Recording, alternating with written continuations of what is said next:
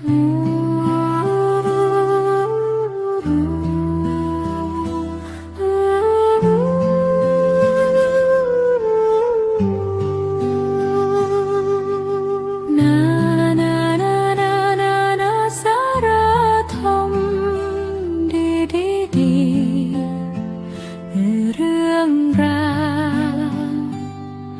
วามรู้คู่ใจธรรมะงดงามฟังแล้วชื่นบานสุขใจทุกวันโลกวันนี้หมุนไปไม่หยุดพักหลายคนเหนื่อยนักกับเรื่องราวมากมายมาฟังธรรมะเติมพลังหัวใจสร้างแสงสว่างไว้ให้ชีวิตก้าวเดินนานาสารธรรมดีๆฟังแล้วใจดีมีสุขเหลือเกินธรรมะใกล้ตัวเรียนรู้เพลิดเพลินสร้างทางก้าวเดินด้วยปัญญาและคุณธรรมนานาสารธรรมดีๆวันนี้มีดีมาแบ่งปันสาระความรู้คู่ความสุขทุกวันมารวมสร้างสรรค์สังคมงดงามไปด้วยกันไม่ว่าหนทางจะไกลเพียงใดธรรมะนำใจให้ก้าวผ่านพ้นเปิดใจเรียนรู้สร้างบุญกุศลกับทุกเรื่องราวบนนานาสารธรรมดีๆ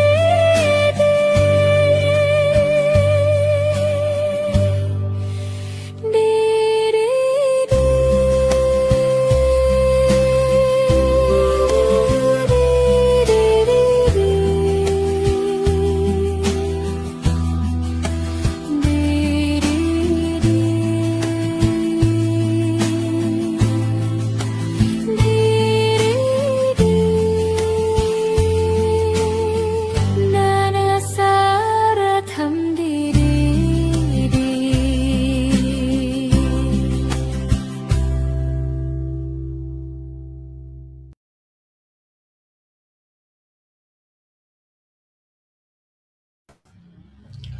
นมัตถุรัตนัตยัสสะขอนอบน้อมแด่พระรัตนตรัย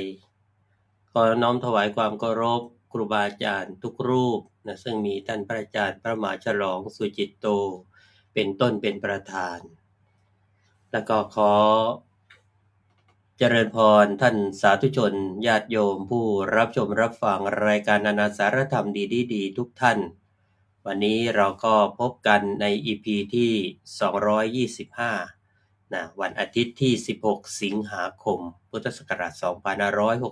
2569ซึ่งก็จะได้มา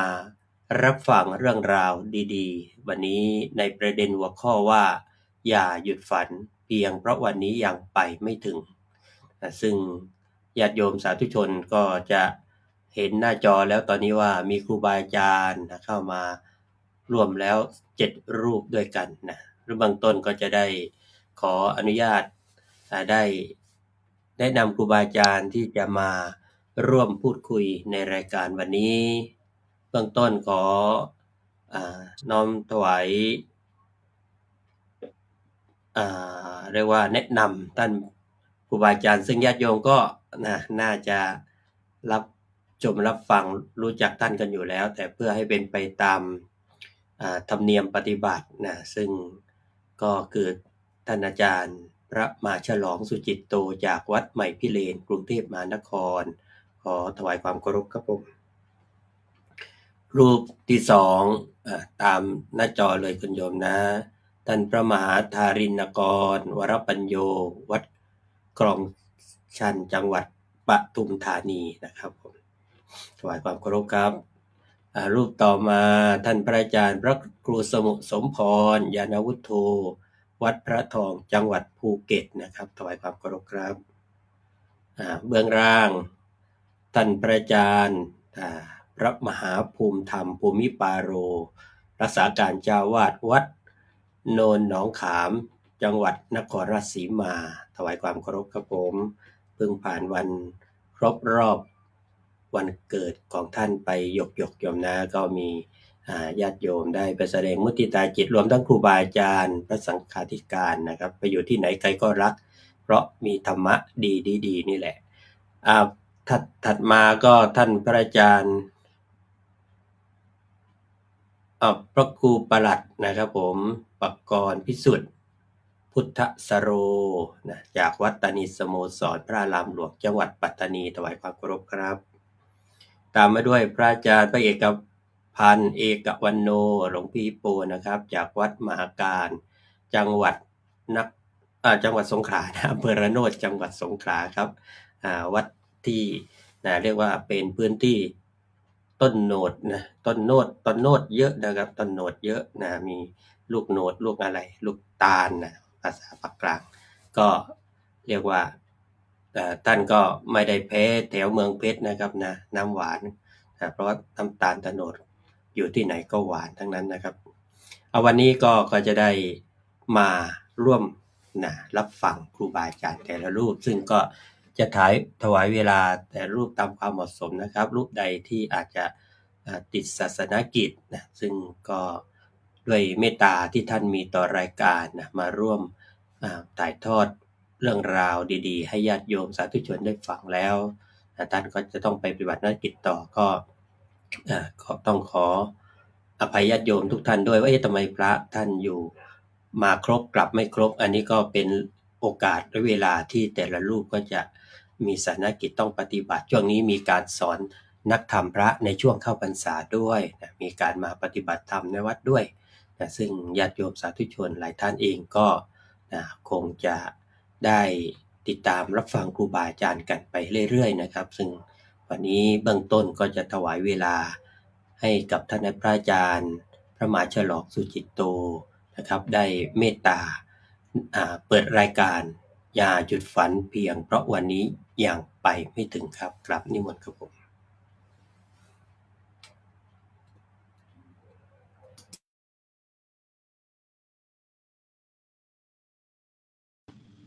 ท่านเปิดเสียงด้วยครับผม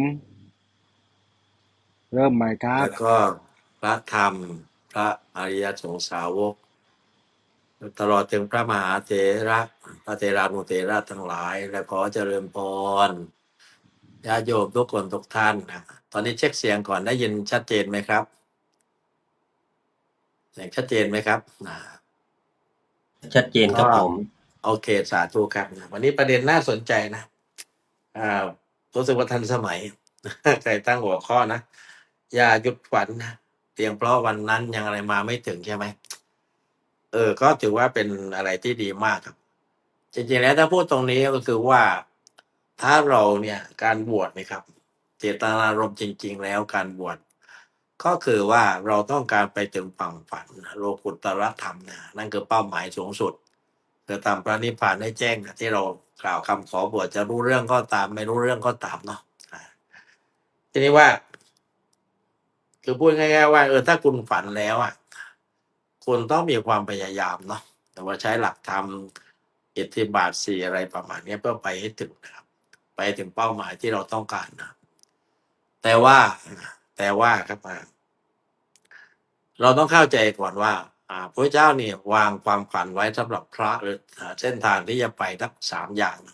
เรื่องศีลสมาธิแล้วก็ปัญญานะครับทีนี้ว่าไอ้คำว่าฝันตรงนี้ครับคือว่าโดยส่วนตัวแล้วญาติโยมอาตมาภาพว่าต้องการให้เราเนี่ยฝันให้ไกลไปให้ถึงเนี่ยเรียกฝันให้ไกลของชาวพุทธเนี่ยก็คือว่า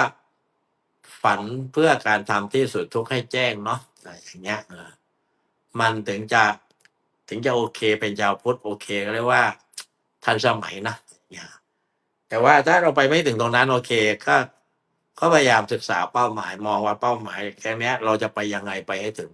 อย่าไปอย่าไปด้อยค่าตัวเองว่าโอ๊ยเราไปไม่ได้ เราไม่มีบุญเราไม่มีวาสนาอย่างงนอย่างนี้ เราสุขภาพไม่ดี อย่างนี้แสดงว่าเราเนี่ยคือพูดง่ายๆว่าริดรอนสิทธิของตัวเองเนาะหรือทำลายสิทธิเสรีภาพของตัวเองนะครับทีเมื่อเราเนี่ยต้องการอย่างนี้แล้วเนี่ย การนำพาวัดนะครับ เราอย่างหลวงพ่ออย่างครูบาอาจารย์หลายรูปนะครับก็เป็นเจ้าอาวาสนะไม่ใช่ผมนะผมเป็นลูกวัดอาตมาภาพยังเป็นพระลูกวัดเป็นพระเด็กๆนะยังสบายๆแต่ก็อยากชวนฝันว่าญาติโยมทั้งหลาย ทุกคนก็ต้องมีความฝันนะแต่ฝันหนึ่งที่โยมลืมไปแล้ว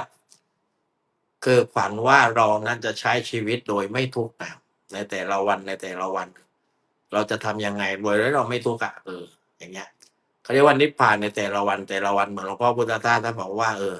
นิพพานมันมีอยู่แล้วนะในแต่ละช่วงเวลาเพียงแต่ว่าเรานั้นอ่าเพียงแต่ว่าเรานั้นไม่เข้าใจอย่างเงี้ยนะทีนี้ก็ว่าแล้วทำอย่างไรไปให้ถึงตรงเนี้ยอย่างเช่นครับตอนที่อาตมาภาพบวชใหม่ๆเนี่ยไม่รู้เรื่องอีโหน่อีเหน่หรอกนะแต่ได้ยินโยมแนมบอกว่าถ้าใครสวดปาฏิโมกข์ได้ในบวชนะโอ้โหนี่พ่อแม่ไม่ตกนรกนะเว้ยอย่างเงี้ยเราก็เกิดเขาเรียกอะไรเกิดความอยากจะทำให้ได้เพื่อต้องการทดแทนคุณพ่อแม่ใช่ไหม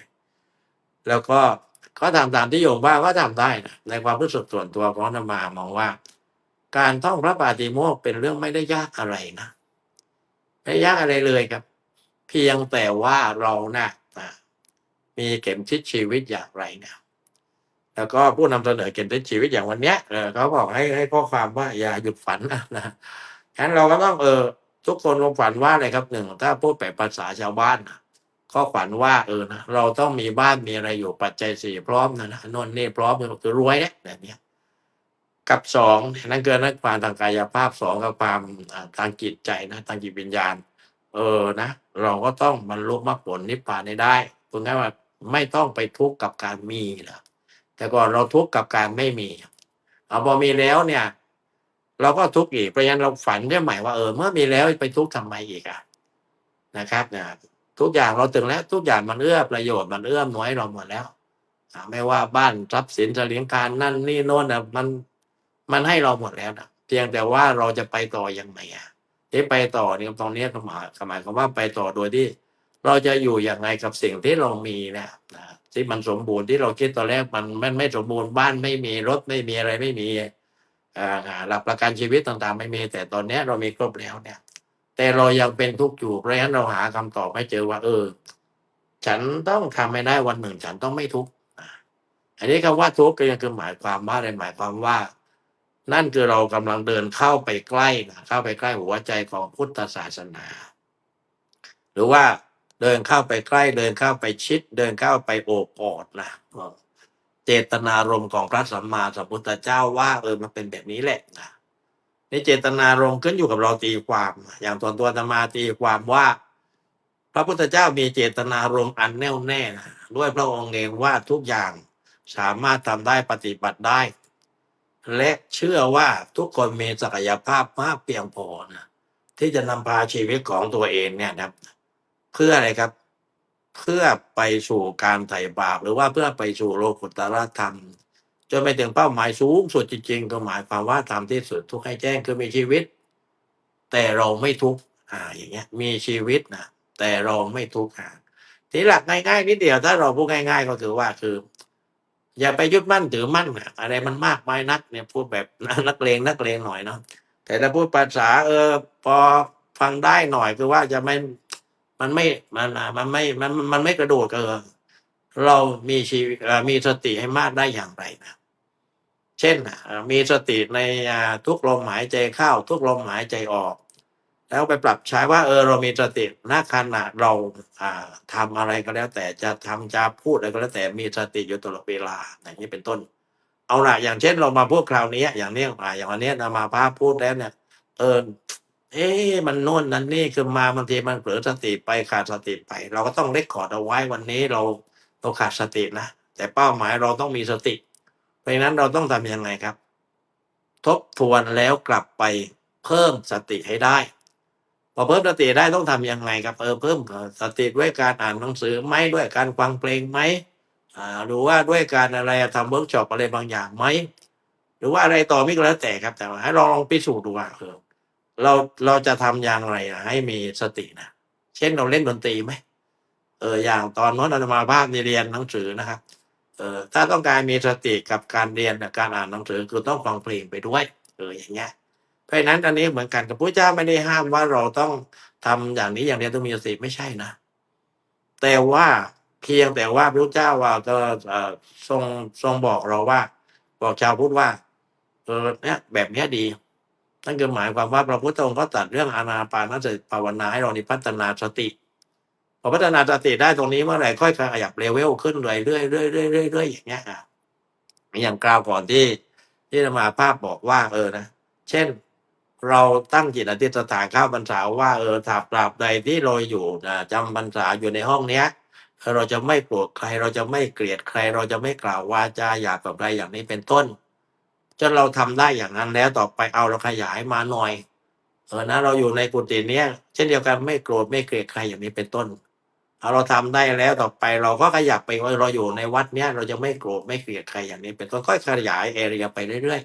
ๆอย่างนี้ก็ได้ครับอย่างนี้ก็ได้แล้วถ้าเรามีความบกพร่องเมื่อไหร่ครับให้เรายอมรับตัวเองนะว่ามันมีความบกพร่องแล้วก็ตำหนิตัวเองแล้วก็พยายามต่อไปครับเชื่อเถอะทำได้นะทำได้แน่นอนแต่หลักธรรมที่จะมาตรงนี้ได้คือเราต้องใช้อะไรครับต้องใช้อิทธิบาทสี่นะฉันทาวิริยะเจตตามิมังสาอย่างนี้เป็นต้นนะครับนะหรือว่าอาเชวกิจจะมาตับปังก็ได้ครับโพชัญญาพระนังสุเวอย่างนี้ก็ได้ครับคือพยายามขับเคลื่อนชีวิตด้วยการว่ามันมีเป้าหมายที่ใหญ่ที่สุดว่าเราไม่ทุกข์อย่างเช่นเราต้องการว่าในชีวิตเราเนี่ยเราทำยังไงจะมีบ้านอยู่สักหลังหนึ่งก็ต้องทำไปฝันว่าอยากมีบ้านพอมีบ้านปั๊บต่อไปอยากมีลูกอยากมีนั่นอยากมีแต่ให้มันอยู่ในขอบข่ายที่ขอบเขตที่มันพอดี แต่ว่าในขณะที่เราฝันนั้นนะเราสามารถปรับไปด้วยว่าในขณะที่เราฝันอยู่กำลังดำเนินตามความฝันอยู่แล้วเราทำอย่างไรเราถึงจะไม่ทุกข์แล้วความฝันเรามันจะสำเร็จเร็วโดยอัตโนมัติของมัน แต่ถ้าเราทุกข์ไปด้วยอะไรไปด้วยท้อแท้ไปด้วยท้อแท้ขี้เกียจอะไรต่างๆ ไปด้วยเนี่ย อันนี้เรียกว่าเราเนี่ย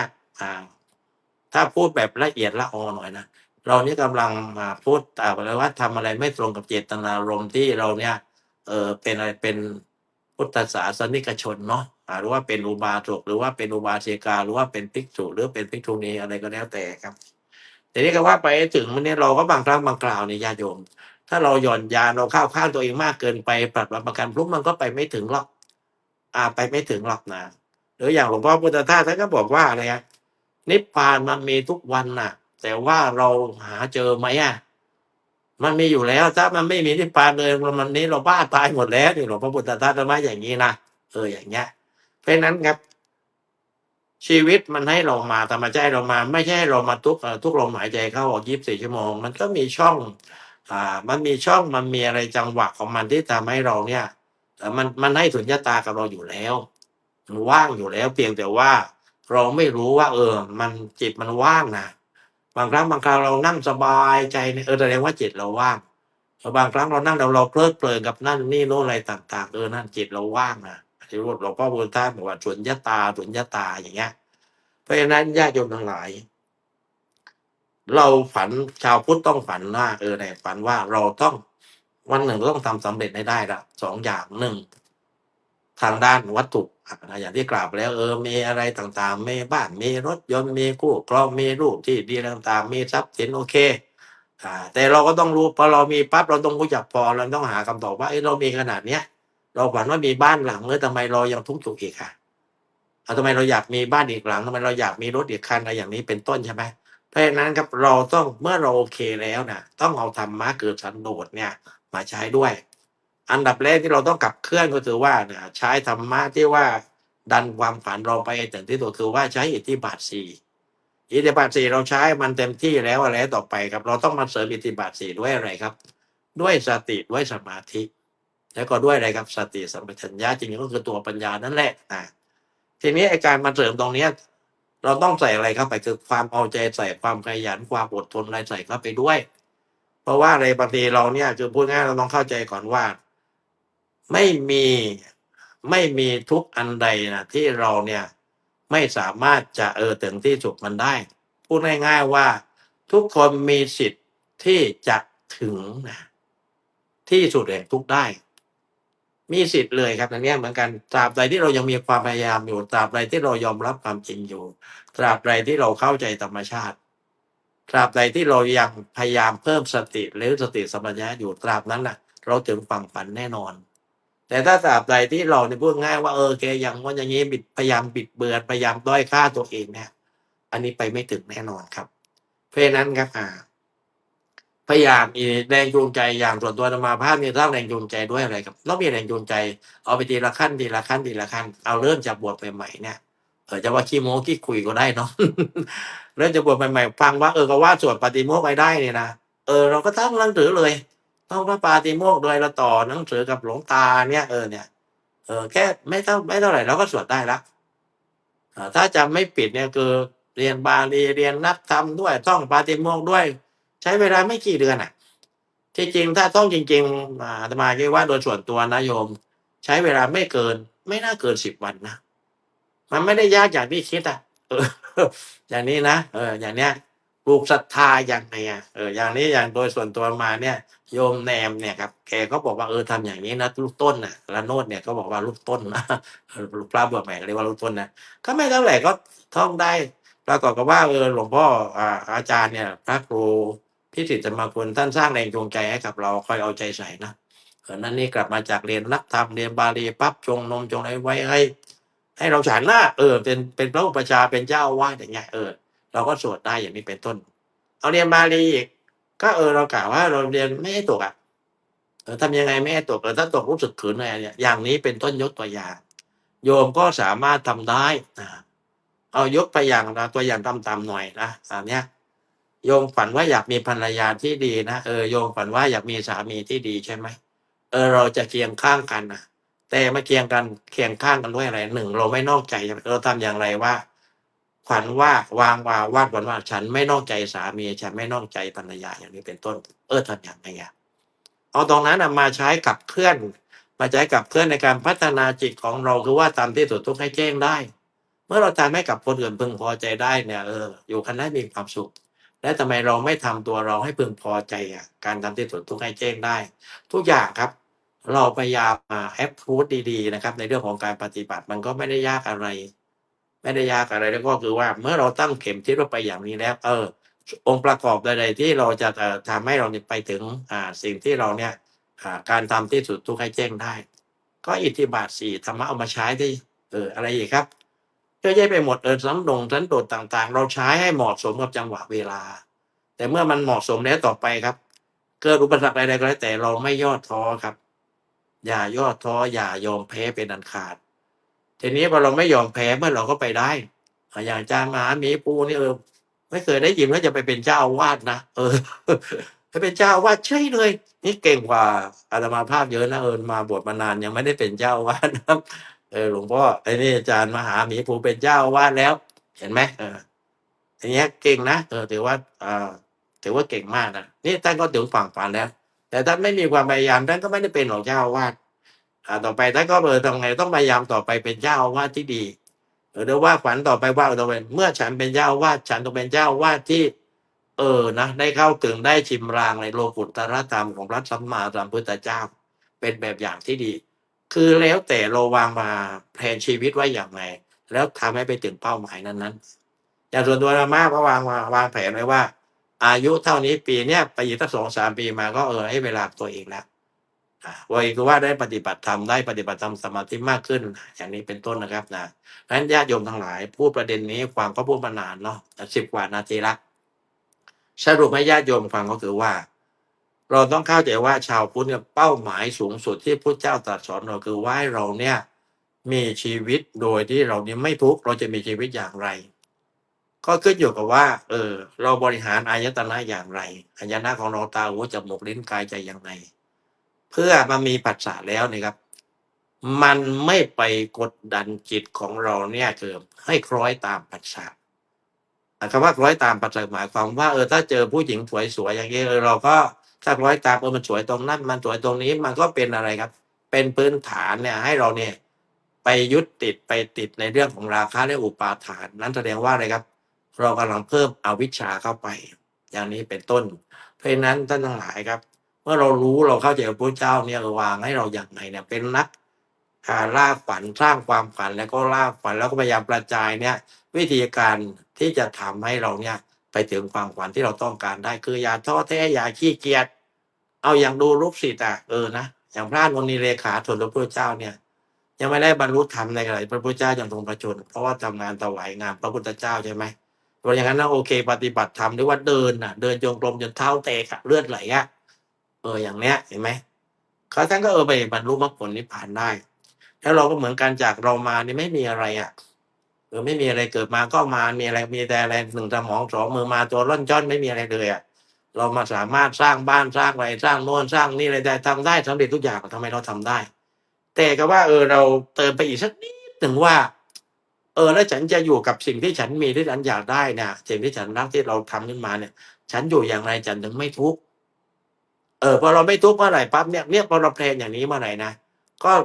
แบ่งเวลาแล้วนี่อิทธิบาท4มันคืออะไรนะอาจารย์หมาจะลองมองบ้านต้องใช้อิทธิบาท4ให้เป็นนะอย่างนี้เป็นต้นอาจารย์หมาจะลองบอกว่านะเอาไปปฏิบัติอานาปานสติภาวนานะ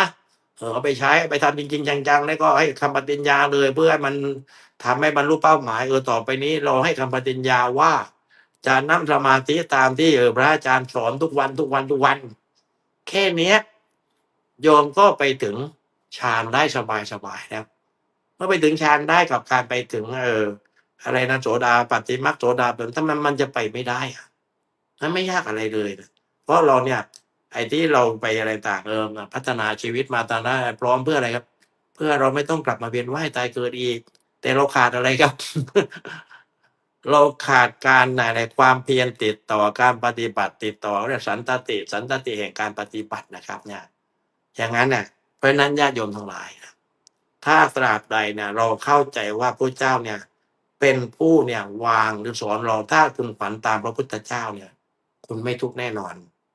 แต่ว่าไม่มีอะไรที่ได้มาโดยง่ายนะอะไรที่ได้มาโดยง่ายญาติโยมทั้งหลายนะอันนั้นมันอยู่กับเราไม่นานหรอก แต่อะไรที่เราต้องใช้ความพยายามมากที่เรากว่าเราจะได้มาเนี่ย มันอยู่กับเราจนตายครับ ไม่ว่าอะไรเนี่ยอย่างปาติโมกข์เนี่ยอยู่กับมันมาจนตายครับเนี่ยบาลีที่เราเรียนมาก็อยู่กับเราจนตายแหละนะการนั่งสมาธิกับเป๊ปเราขาดได้มันอยู่กับเราจนตายครับ อย่างนี้เป็นต้นลมหายใจดีๆที่เราปฏิบัติจิตมันจะจำนะครับ มันจะจำว่านี่มันอยู่ยังไงเราพัฒนาอยู่กับลมหายใจยังไงเพื่อให้เข้าสู่อะไรหมวดสมาธิให้มันอยู่กับลมมาเนี่ยจุดที่ลมสัมผัสยังไงเนี่ย อันเนี้ยโดยมันเป็นการพัฒนานะให้จิตเรามีสมาธิสติไอ้ที่เหลือก็เรียกว่าที่กล่าวมาเป็นเบื้องต้นก็เป็นเทคนิคทีนี้ว่ากว่าที่เราจะถึงเนี่ยต้องใช้อะไรครับ ต้องเอาอะไรมาใช้อิทธิบาทสี่ต้องเอาอะไรมาใช้ครับสันโดษต้องเอามาใช้ครับขันติความอดทนเยอะแยะไปหมดครับ มุ่งหมายความมุ่งมั่นเพราะฉะนั้นวันนี้พูดมา20 นาทีแล้วนะเดี๋ยวให้องค์อื่นพูดบ้างเนาะสรุปว่ากล้าที่จะฝันพระเจ้าสอนให้เราฝันยังไงครับพุทธศาสนาสอนให้เราฝันว่ามีชีวิตโดยไม่ต้องทุกข์ที่เหลือก็พระเจ้าก็ตรัสสอนให้เหมาะกับแต่ละบุคคลนะอุปนิสัยแต่บุคคลเนี่ยเช่นเจอใครเจอใครที่ว่าอะไรนะรูปผ้าขาวผืนนึงนะรูปผ้าขาวผ้าขาวผืนมาจุลมันตกใช่ไหมเนี่ยพอเข้าใจปั๊บอันนี้ต้องของมันแบบนี้เพราะฉะนั้นเราเจอญาติโยมเหมือนกันเราจะไปสอนแบบเดียวกันแต่ชื่อเดียวกันอาจจะสอนแตกต่างกันนะอย่างนี้เป็นต้นเราต้องมีเทคนิคในการสอนแต่ที่ดีที่สุดครับไม่มีเทคนิคไหนดีไปกว่า learning by doing คือสอนและทำให้ดูครับ อย่างเงี้ยแน่นอน เพราะฉะนั้นญาติโยมต้องเข้าใจนะ แต่ว่าเราจะเป้าแพลนตรงสิ่งพระเจ้าวางว่าเราเนี่ยมีชีวิตโดยไม่ทุกข์ที่บอกไม่ทุกข์ด้วยยังไงเนี่ยต้องปฏิบัติธรรมต้องพัฒนาจิตใจเราให้มี1สมาธิสติให้มันได้ก่อน2ให้มีสติให้มันมากขึ้นจนสตินั้นกลายเป็นสติสัมปชัญญะ3กลายเป็นสติปัญญาพอเป็นอย่างนี้เมื่อไหร่ปั๊บนั่นเนี่ยเราเข้าถึงแดนแห่งโลกุตตรธรรมที่พระเจ้าตรัส แล้วเราก็ค่อยๆไต่ระดับขึ้นไปจากพระโสดาบันเป็นพระอะไรครับ เป็นพระอรหันต์ได้ อย่างน้อยได้เป็นพระอรหันต์ชั่วคราวก็ยังได้ ขอให้โยมตั้งใจปฏิบัติได้จริงจังนะครับ แล้วโยมก็ยิ่งรวยมากขึ้นเหมือนอาจารย์มหาหมีภูนี่โอ้โหเนี่ยแป๊บเดียวนี่เป็นเจ้าวาดไปเป็นเจ้าคุณละวัดก็สบายนะ อันนี้ไม่ได้ดิฉานะเดี๋ยวจะไปพึ่งบารมีเนาะญาติโยมก็ช่วยกันสนับสนุนท่านหรือว่าอาจารย์พระครูที่อยู่ประตูทุกรูปเลยครับที่อยู่เนี้ยมีไฟมีฝันตรงนั้น ทุกรูปก็อยากจะไปถึงฝันแล้วก็นำพาโยมไปถึงฝันด้วยวันนี้ก็ขอให้ญาติโยมทุกคนนะเอาลองไปคิดไปไกลลองไปใกล้ควรแต่ตรองดูอันไหนปฏิบัติไม่ได้โยมถามมาในคอมเมนต์เลยเดี๋ยวพระอาจารย์ก็จะเข้าไปตอบนะแต่ย้ำว่าถามแล้วต้องปฏิบัตินะโยมนะวันนี้ได้บรรยายมาก็พอสมควรแก่เวลาก่อนจะจบการบรรยาย ขออำนวยอวยพรให้ถวายพรแล้วกันนะครูบาอาจารย์ทุกรูปทุกนาม มีอายุมั่นขวัญยืนมีชีวิตสดชื่นแจ่มใสเจริญด้วยอายุวันนะสุขภาพปฏิภาณธนาสารสมบัติธรรมสารสมบัติสารสมบัติ และโลกุตรธรรมขอให้ทุกท่านนั้นได้ดวงตาเห็นธรรมของพระสัมมาสัมพุทธเจ้าเป็นที่พึ่ง เป็นที่ยึดเหนี่ยวของญาติโยมนะโดยทั่วกันทุกรูปทุกนามเตือนและขออำนวยอวยพร ให้ญาติโยมทุกคนทุกท่านนั้นไม่เจ็บไม่ป่วยไม่เจ็บไม่ป่วยที่ป่วยก็ขอให้หายที่มีหนี้ก็ขอให้หมดหนี้เจริญด้วยอายุวันนะสุขภาพปฏิภาณธนาสารสมบัติธรรมสารสมบัติจงทุกประการเทินวันนี้ก็ขอเจริญความลา ครู ครับ ก็ขอกราบถวายความเคารพและขอบพระคุณเป็นอย่างสูงสำหรับเมตตาธรรม ที่ท่านพระอาจารย์พระมหาฉลองสุจิตโตได้แบ่งปันให้กับครูบาอาจารย์ด้วยแล้วก็กับญาติโยมสาธุชนผู้ฟังรายการนานาสารธรรมดีๆด้วยมีพระบาลีบทหนึ่งว่าในความหมายว่าเกิดเป็นควรพยายามร่ำไปจนกว่าจะประสบความสำเร็จเรียกว่าไม่หยุดนะถ้ายังไม่ถึงเป้าหมายนะเหมือนกับพระมหาชนกอะโยม น่าจะเป็นเนี่ยน่าจะเป็นภาษิตที่พระมหาชนกได้ตั้งปณิธานไว้นะเพื่อจะไปถึงเมืองมิถิลานคร เอาญาติโยมสาธุชนทุกท่านนะ ก็ได้ฟังแล้วว่าเรื่องของ ทุกครับผม ตอนนี้ของอาจารย์อาจารย์พระครูปุถรธรรมนิเทศด็อกเตอร์รู้สึกว่าของท่านเน็ตจะหมุนติ้วนะครับ ผมก็กราบอาราธนานิมนต์พระอาจารย์พระครูสมุทรสมพรญาณพุทโธครับผม เป็นผู้ดำเนินรายการต่อเลยครับ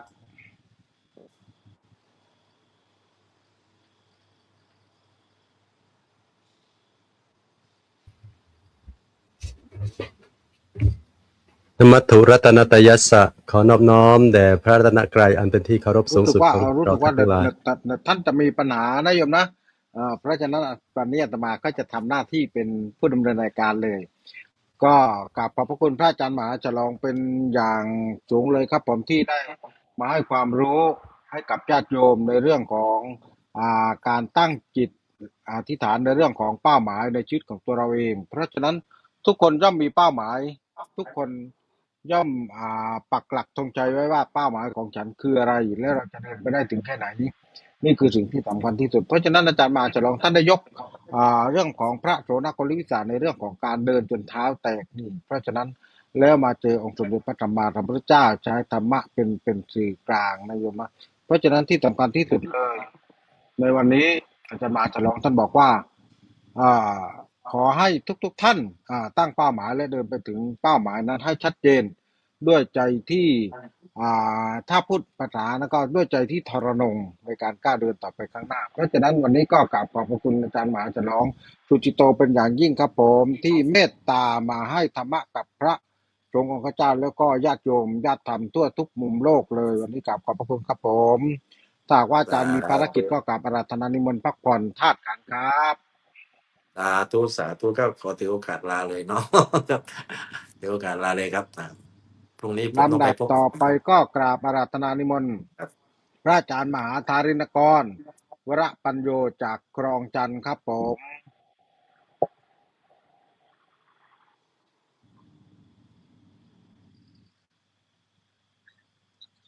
ไตรขอถวายความเคารพพ่อแม่ครูบาอาจารย์ คณะวิทยากรทุกรูปด้วยความเคารพขอเจริญพรญาติโยม อ้าวทำไมเป็นอ เน็ ย่า ต ง ดี นี้ หรือเปล่านะ เน็ตกลับมาแล้ว สัญญาณขาดหาย แต่ก็กลับมาได้เหมือนเดิม วันนี้ก็เป็นหัวข้อเรื่องของอย่าหยุดฝันเพียงเพราะวันนี้ยังไปไม่ถึง ทุกคนมีความฝัน และมีความหวังด้วยกันทุกคน เน็ตรู้สึกว่าจะมีปัญหา แต่ นะครับของท่านใดมีปัญหาบ้างเรื่องเน็ต แต่ใครที่จะไปถึงจุดหมายได้นั้น ไม่เท่ากัน วิริเยนะทุกขมัจเจติ บุคคลจะร่วงความทุกข์ได้เพราะความเพียร คนจะสำเร็จได้เนี่ย ต้องมีหลายอย่าง หลายองค์ประกอบนะโยม บางคนเกิดมาเนี่ย ต้นทุนมีไม่เท่ากัน ในชีวิตของคนเราเนี่ย ทุกคนล้วนอยากที่จะให้ถึงฝั่งฝันทุกคนเด็กอยากเรียนจบคนทำงานก็อยากจะสำเร็จในหน้าที่การงาน พ่อแม่อยากเห็นลูกมีอนาคต คนทำธุรกิจก็อยากรวยต้องไหม ส่วนผู้ปฏิบัติธรรมก็อยากที่จะปฏิบัติให้ถึงความพ้นทุกข์ นี่คือเป้าหมายในทางโลกแล้วก็ทางธรรม โลกก็ต้องทำทางธรรมก็ต้องเดิน ไปด้วยกัน ทิ้งอย่างใดอย่างหนึ่งไม่ได้ ถ้าเอาแต่โลกไม่เอาธรรม มันจะขาดทุนแล้วก็ไม่ได้กำไร เพราะฉะนั้นสองอย่างนี้ทางโลกก็ต้องเอาทางธรรมก็ต้องปฏิบัติต้องสู้กันไป เหมือนกับเราจะเดินไปเชียงใหม่ ในระหว่างทางเดินเนี่ยมันเหนื่อยมันท้อมันเจออะไรต่างๆนานาข้างทางเนี่ย พอไปเดินไปถึงนครสวรรค์เนี่ยโอ้พอแล้วคิดว่าถึงแค่นครสวรรค์ก็คงจะพอแล้วไม่ไปแล้วเชียงใหม่นครสวรรค์ก็สวยสดงดงามเหลือเกินเพราะเป็นเมืองสวรรค์เขาถึงเรียกว่านครสวรรค์แต่ถ้าเกิดเราอดทนสู้ตั้งเป้าหมายไปแล้วว่าเราจะต้องไปเชียงใหม่ให้ได้ เราก็เดินต่อไปโดยที่เรานั้นไม่ท้อ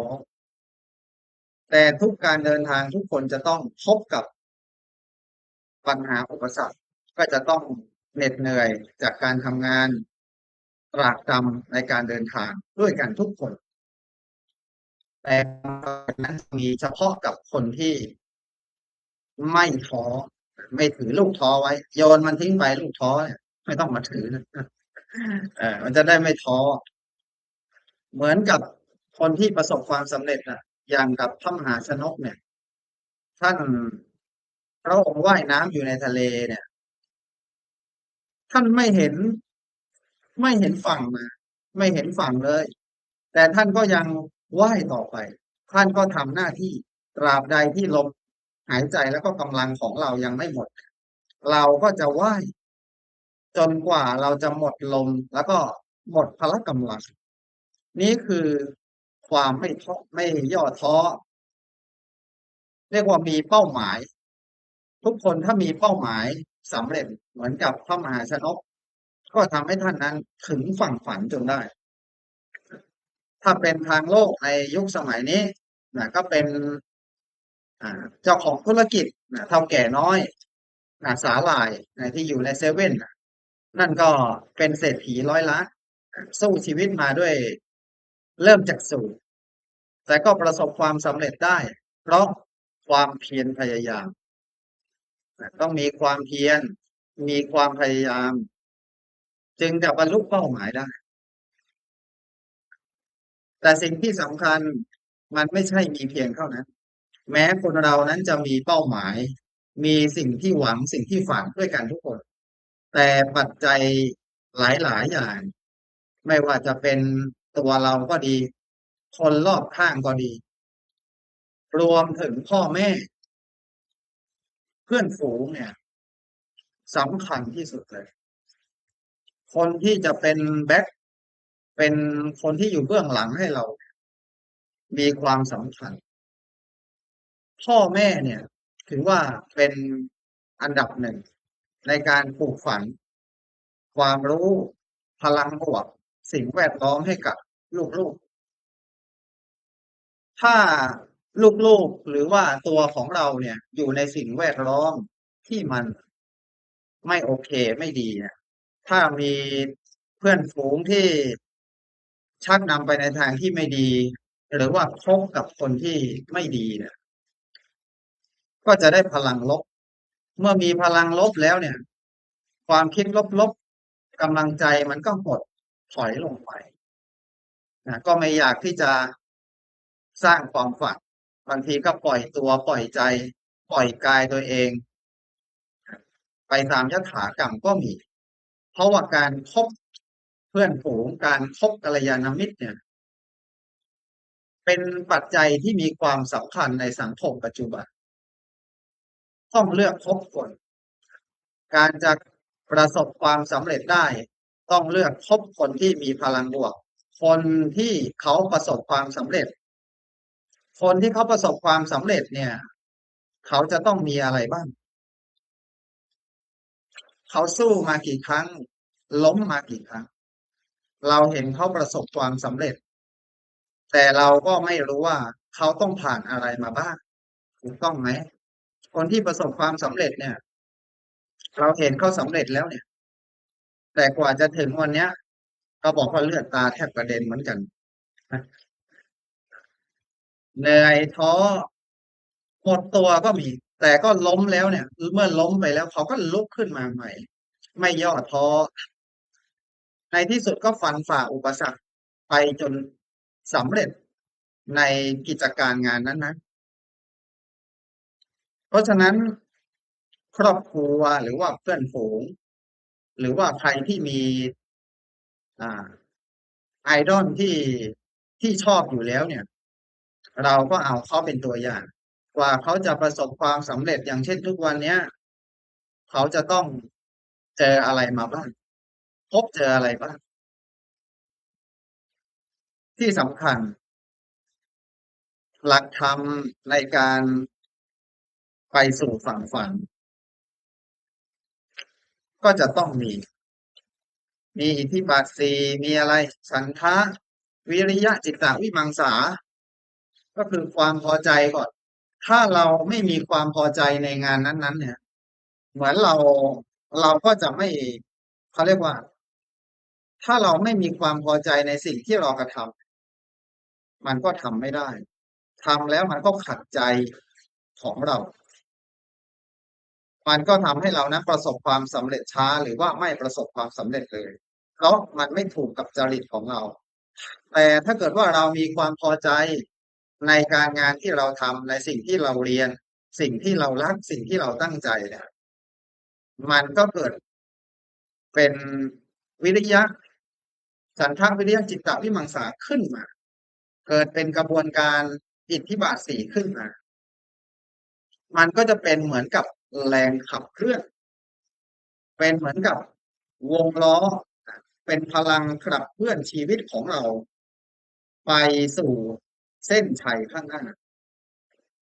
ถ้าเราไม่มีคุณธรรมไม่มีความเพียรไม่มีฉันทะเนี่ยถามว่าเราจะเริ่มได้ไหมเราจะประสบความสำเร็จไหมก็อาจจะประสบความสำเร็จครึ่งกลางๆสำเร็จแต่อาจจะครึ่งเดียว ไปไม่ถึงฝั่งฝันอย่าหยุดฝันเพราะความฝันนั้นเป็นความฝันที่ดีและมีคุณค่าใครๆก็ฝันได้ถ้าฝันแล้วเป็นฝันที่ดีไม่เบียดเบียนผู้อื่นเป็นฝันที่มีคุณค่าเป็นฝันที่สร้างประโยชน์ให้กับผู้อื่นสร้างประโยชน์ให้แก่โลกและก็ประเทศชาติเราก็สามารถที่จะฝันได้ฝันแล้วมีความสุขในชีวิตที่สำคัญอย่าหยุดทำคิดแล้วต้องทำถ้าคิดแล้วไม่ทำมันก็ไม่สำเร็จคิดแล้วคิดอีกคิดแต่ไม่ลงมือทำก็ไม่สำเร็จบางคนคิดอย่างเดียวแต่ไม่ลงมือทำสำเร็จไหมคิดอยากจะเรียนให้จบคุณก็ต้องอ่านหนังสือใช่ไหม สอนให้ลูกอ่านหนังสือหนังหาติวหนังสืออ่านหนังสือก็ทำให้เกิดมีความรู้มีความสามารถก็ไปสอบเข้าข้าราชการเรียนจบมหาวิทยาลัยอันนี้เราก็ต้องสร้างเหตุก่อนเราอยากได้รับผลบางคนอยากได้ผลแต่ไม่ทำเหตุแล้วจะสำเร็จไหมแต่ถ้าเกิดเราสร้างเหตุเอาไว้เราเดินไม่หยุดเราเพียรไม่หยุดมีความตั้งใจแล้วนะปักหมุดไว้แล้วเนี่ยว่าเราจะต้องทำให้สำเร็จอย่างที่เราตั้งใจเนี่ยเราก็ต้องสร้างเหตุขึ้นมาถ้าสร้างเหตุดีเหตุครบถ้วนกระบวนความก็สำเร็จแต่บางคนบอกว่ากลัวล้มอย่ากลัวล้มทุกคนกว่าจะประสบความสำเร็จได้ก็ต้องล้มกันมาทั้งนั้นไม่ว่าจะเป็นชีวิตของใครครอบครัวของใครก็ตามกว่าจะมาถึงวันนี้อาตมาเชื่อว่าทุกคนก็ต้องสู้มาบางคนเกิดในฐานะยากจนไม่ได้ร่ำรวยแต่ก็สู้อดทนฟันฝ่าเก็บหอมรอมริบรู้จักอดออมก็ทำให้มีกินมีใช้สร้างครอบครัวซื้อบ้านซื้อรถมีอะไรต่างๆครบถ้วนสมบูรณ์ก็เพราะว่ามีความเพียรมีความตั้งใจมากทำให้เมื่อล้มแล้วเนี่ยเราก็ต้องลุกขึ้นมาใหม่ลุกแล้วก็เดินต่อไปจนกว่ามันจะต้องถึงฝั่งฝันที่เราตั้งเอาไว้ถ้าไม่ตายซะก่อนนะแล้วก็ที่สำคัญอย่าไปเปรียบเทียบบางทีเหตุปัจจัยเนี่ยต้นทุนคนเรามันไม่เท่ากันญาติโยมต้นทุนที่มีเนี่ยมันไม่เท่ากันบางคนพ่อแม่มีต้นทุนมาดีเกิดมาก็อยู่บนฐานะร่ำรวยบางคนเกิดมายากจนต้องหาเช้ากินข้าวมันแตกต่างกันต้นทุนเหตุปัจจัยมันก็มีไม่เท่ากันแต่สิ่งที่มีเท่ากันนั้นก็คือ1 สมอง 2 มือที่เรานั้นจะต้องสู้จนกว่าจะถึงเป้าหมายเราจะไม่เปรียบเทียบกับใครทุกคนสำเร็จได้ด้วยตัวของเราเองก็ต้องพึ่งตนเองอัตตาหิอัตโนนาโถตนเป็นที่พึ่งของตนพึ่งคนอื่นก็พึ่งได้แค่ชั่วคราวเท่านั้นแหละต้องพึ่งตนเองและที่สำคัญญาติโยมเราจะต้องอย่าขาดธรรมเมื่อเราจะกระทำการใดก็ตามแต่ไปสู่เป้าหมายเนี่ยเราจะต้องมีธรรมะประกอบด้วยความสำเร็จจะต้องมีอะไรมีศีลมีธรรมรองรับมีศีลมีธรรมรองรับมีสติมีปัญญากำกับรองรับอยู่จึงจะเป็นความสำเร็จที่งดงามถ้าความสำเร็จที่เราได้มามันไม่มีศีลไม่มีธรรมประกอบแล้วล่ะจะเป็นยังไงเป็นความสำเร็จที่ไม่บริสุทธิ์ช้ำเลือดช้ำหนองช้ำในแต่ถ้าเกิดความสำเร็จที่มันได้มาด้วยความเพียรด้วยความบริสุทธิ์เนี่ยมันเป็นความสำเร็จที่น่าภาคภูมิใจเหลือเกินว่าเราเนี่ยมีศีลมีธรรมมีธรรมะประจำใจงดงามในเบื้องต้นท่ามกลางแล้วก็เบื้องปลายคนไหนที่ดำเนินชีวิตทางโลกในการต่อสู้ในการขวนขวายกิจการงานต่างๆจะต้องมีธรรมะในการดำเนินชีวิตด้วยถ้าขาดธรรมะแล้วเนี่ยมันก็ไม่สวยสดงดงามชีวิตเราก็ไม่มีแก่นสารเพราะฉะนั้นความสำเร็จทั้งทางโลกแล้วก็ความสำเร็จในทางธรรมเนี่ยมันจะต้องมาด้วยกันคู่กันเป็นของคู่กันอย่าหยุดฝันเพียงเพราะวันนี้ยังไปไม่ถึงอย่าหยุดเดินเพียงเพราะเส้นทางยังอีกไกลวันนี้อาจยังไม่มีใครเห็นความสำเร็จของเราแต่ทุกก้าวที่เราไม่ยอมแพ้นี่แหละกำลังพาเราเข้าใกล้เส้นชัยไปทุกนาทีก็ขอฝากไว้แต่เพียงเท่านี้ครับ ก็ขอบพระคุณท่านพระอาจารย์พระมหาธารินกรนะครับผมที่เมตตานะในการช่วยขยายความอย่าหยุดฝันเพียงเพราะวันนี้ยังไปไม่ถึงเกิดเป็นคนควรหวังอย่ายั้งหยุดมิรู้สุดสิ้นหวังตั้งมาดหมายหวังไปเถิดหวังยังยืนมิคืนคลายปราดทั้งหลายสมหวังเพราะตั้งใจของท่านนาวาอากาศเอกแย้มประภัททองประพันธ์ไว้ก็ได้ฟังว่าการที่เราจะไปให้ถึงฝันนะพระอาจารย์ก็ได้เน้นไปที่เรื่องของอิทธิบาท4เช่นเดียวกับที่พระอาจารย์พระมหาฉลองได้เอ่ยไว้ตอนต้นเมื่อกี้นะฉันทาวิริยจิตตาวิมังสาจะเป็นทางแห่งการไปถึงเป้าหมายและประสบความสำเร็จได้นะคือเราไม่หยุดแล้วก็ทำไปเรื่อยๆแต่จนกระทั่งว่าจนประสบความสำเร็จแต่จะถึงไหนก็ค่อยว่ากันไปแต่ให้เริ่มลงมือทำก่อนนะโยมบอกว่าบางอย่างเราอยากได้แต่ไม่ลงมือทำมันก็เป็นแค่ฝันนะแต่จะให้สำเร็จได้นั้นต้องลงมือทำจริงๆจึงจะได้นะก็ต้องข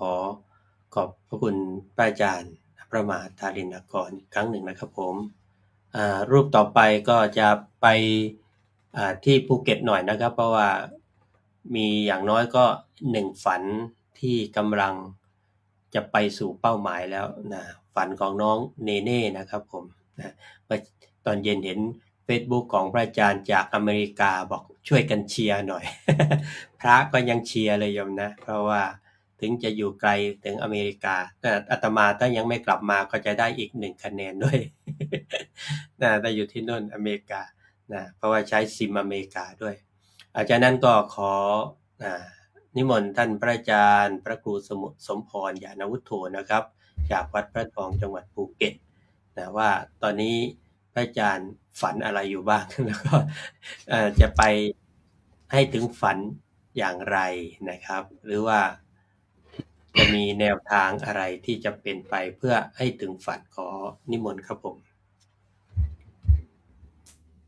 นมัตถุรัตนตยัสสะขอนอบน้อมแด่พระรัตนกรัยอันเป็นที่เคารพสูงสุดของเราท่านทั้งหลายกราบนมัสการถวายความเคารพเจ้าคณะพระสังฆาธิการครูบาอาจารย์พระธรรมวิทยากรทุกรูปโดยมีพระอาจารย์พระครูสุนทรธรรมนิเทศผู้ดำเนินรายการพระอาจารย์มาฉลองผู้เป็นประธานในการเปิดและก็ครูบาอาจารย์พระธรรมวิทยากรทุกรูปด้วยความเคารพครับผมขอความเจริญในศีลในธรรมจงบังเกิดมีแด่ศรัทธาสาธุชนญาติโยมทุกคนทุกท่านที่กำลังรับชมรับฟังรายการธรรมะออนไลน์รายการนานาสารธรรมดีอยู่ในขณะนี้ทุกช่องทางพบกันวันนี้คุณโยมเป็นยังไงบ้างเน็ตมีปัญหากันหรือเปล่าเนาะเมื่อกี้ก็ได้ยินบ้างไม่ได้ยินบ้างเหมือนกันกับอาจารย์มหาภูมิธรรมสงสัยเน็ตเนี่ยช่วงฤดูฝนละคุณโยมบางทีก็มีปัญหาบ้างอาตมาบางทีก็ภาพก็นิ่งเหมือนอาจารย์ครูบาอาจารย์พูดที่ภาพก็นิ่งแต่เสียงได้ยินบางช่วงจังหวะภาพจะนิ่งอยู่แต่ว่าเสียงบรรยายได้ยินมันไม่ค่อยเคลื่อนไหวไม่รู้ว่าเป็นเน็ตผมหรือเน็ตที่ไหนก็แล้วแต่ไม่เป็นไรไม่ใช่ปัญหาอุปสรรคเพราะว่าไม่หยุดฝันที่จะเผยแผ่ธรรมะต่อให้มีปัญหาอุปสรรคขัดขวางอะไรก็แล้วแต่เราก็จะพยายามครับพระอาจารย์ โดยเฉพาะรายการของเราครูบาอาจารย์เนี่ยมาด้วยใจที่เต็มร้อยกันทุกรูปเลยมาด้วยใจที่เต็มร้อยทุกรูปอย่าหยุดฝันเพียงเพราะวันนี้เน็ตเราหลุด อย่าหยุดฝันเพราะวันนี้ยังไปไม่ถึงคุณโยมแน่นอนว่าเป้าหมายในชีวิตของแต่ละคนแต่ละท่านเนี่ยทุกคนมีเป้าหมายมีความฝันในการที่จะทำความฝันให้สำเร็จแต่ความฝันแต่ละคนจะสำเร็จหรือไม่อย่างไรก็อยู่ที่แต่ละบุคคลมีเหตุปัจจัยหลายๆอย่างที่จะทำให้ความฝันเราสำเร็จหรือไม่ความฝันเราจะล้มเหลวหรือไม่อย่างไรความฝันจากพระอาจารย์มหาฉลองที่กล่าวไว้ในเบื้องต้นเนี่ยโดยเฉพาะเราเป็นชาวพุทธความฝันเราสูงสุดก็คงจะทำพระนิพพานให้แจ้งให้เกิดขึ้นกับชีวิตของเราให้ได้ให้เกิดความสงบอย่างน้อยค่อยๆพยายามไปนั่นเป้าหมายสูงสุดของชาวพุทธของเราของพระของโยมที่มีเป้าหมายอย่างเนี้ย แต่เราก็ไม่ได้ตั้งเป้าหมายอย่างนี้กันทุกคนบางทีบางท่านก็เป้าหมายระดับระยะสั้นระยะกลางระยะยาวแล้วค่อยๆก้าวไปคุณโยมเป้าหมายสูงสุดอาจจะมีแต่เป้าหมายที่ดีคือค่อยๆเดินไปเรื่อยๆนั้นท่านจึงกล่าวไว้ว่าในของจีนเรียกว่าของจีนสุภาษิตจีนหนทางหมื่นลี้เริ่มต้นที่ก้าวแรกจึงเห็นความสำคัญว่าฝันไกลฝันขนาดไหนประเด็นสำคัญคือเราได้ลงมือทำลงมือที่จะก้าวไปหาความฝันนั้นหรือยังครูบาอาจารย์ได้พูดถึงธรรมที่นำไปสู่ความสำเร็จบาทฐานที่นำไปสู่ความสำเร็จอิทธิบาทธรรมให้โยมได้ฟังว่าเรามีความฝันอย่างไรตั้งเป้าหมายอย่างไรจะประสบความสำเร็จหรือไม่ประเด็นที่สำคัญอย่างนี้อยากฝากให้เราท่านทั้งหลายก็คือการลงมือทำตั้งแต่บัดนี้มีคำกลอนอยู่บทหนึ่งเนี่ยเคยท่องไว้นานแล้วคุณโยมไม่รู้ของใครแต่งหรือว่าใครประพันธ์ไว้ท่านบอกว่าหากจะก้าวหนึ่งหรือครึ่งก้าวจะก้าวสั้นก้าวยาวใช่เรื่องใหญ่ขอให้รักเรื่องราวการก้าวไปก็จะถึงเส้นชัยใน1 วันโยมว่าไหมข้อความบทนี้ครูบาอาจารย์นักปราชญ์ราชบัณฑิตคนไหนเป็นคนกล่าวหรือแต่งไว้เนี่ยอาตมาเคยนำมาเป็นแรงบันดาลใจในการที่จะทำความฝันอะไรแล้วแต่เราต้องการความสำเร็จในเรื่องไหนก็แล้วแต่เราค่อยๆทำไปค่อยๆเดินไปขนาดหรือความเร็วไม่สำคัญคุณโยมจะก้าวสั้นหรือก้าวยาวใช่เรื่องใหญ่คนเราก้าวไม่เท่ากันก้าวทีละก้าวไปเข้ากันเพราะอะไรโยมก้าวไม่เท่ากันต้นทุนชีวิตบางคนมีน้อยสิ่งที่ต้องมีมากกว่าคนอื่นก็คือความอดทนเส้นทางชีวิตไม่มีทางตันตราบใดที่ยังมีความฝันตราบใดที่เรายังมีความขยันตราบใดที่เรามีความพยายามท่านทั้งหลายเราอาจจะฝันไว้แต่บางคนบางท่านเนี่ยไม่พยายามที่จะทำความฝันนั้นให้สำเร็จไม่ลงมือทำไม่ลงมือก้าวไปนั้นก้าวเล็กๆของเราเนี่ยถึงจะก้าวสั้นก้าวยาวเนี่ยไม่ใช่ปัญหาไม่ใช่อุปสรรคแต่ขอให้เราอย่าหยุด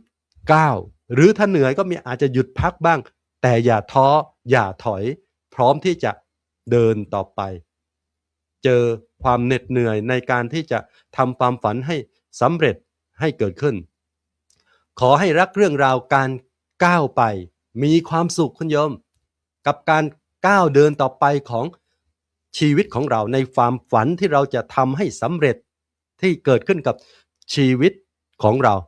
โยมวันนี้อาตมาให้กำลังใจโยมท่านทั้งหลายที่ยังมีความฝันที่จะทำให้สำเร็จที่มีความเพียรพยายามที่จะท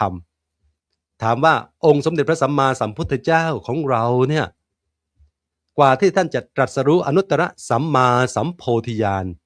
ถ้าท่านฝันไว้เฉยๆถ้าท่านคิดไว้เฉยๆไม่ลงมือปฏิบัติเนี่ยแล้วไซจะเกิดผลสำเร็จไหม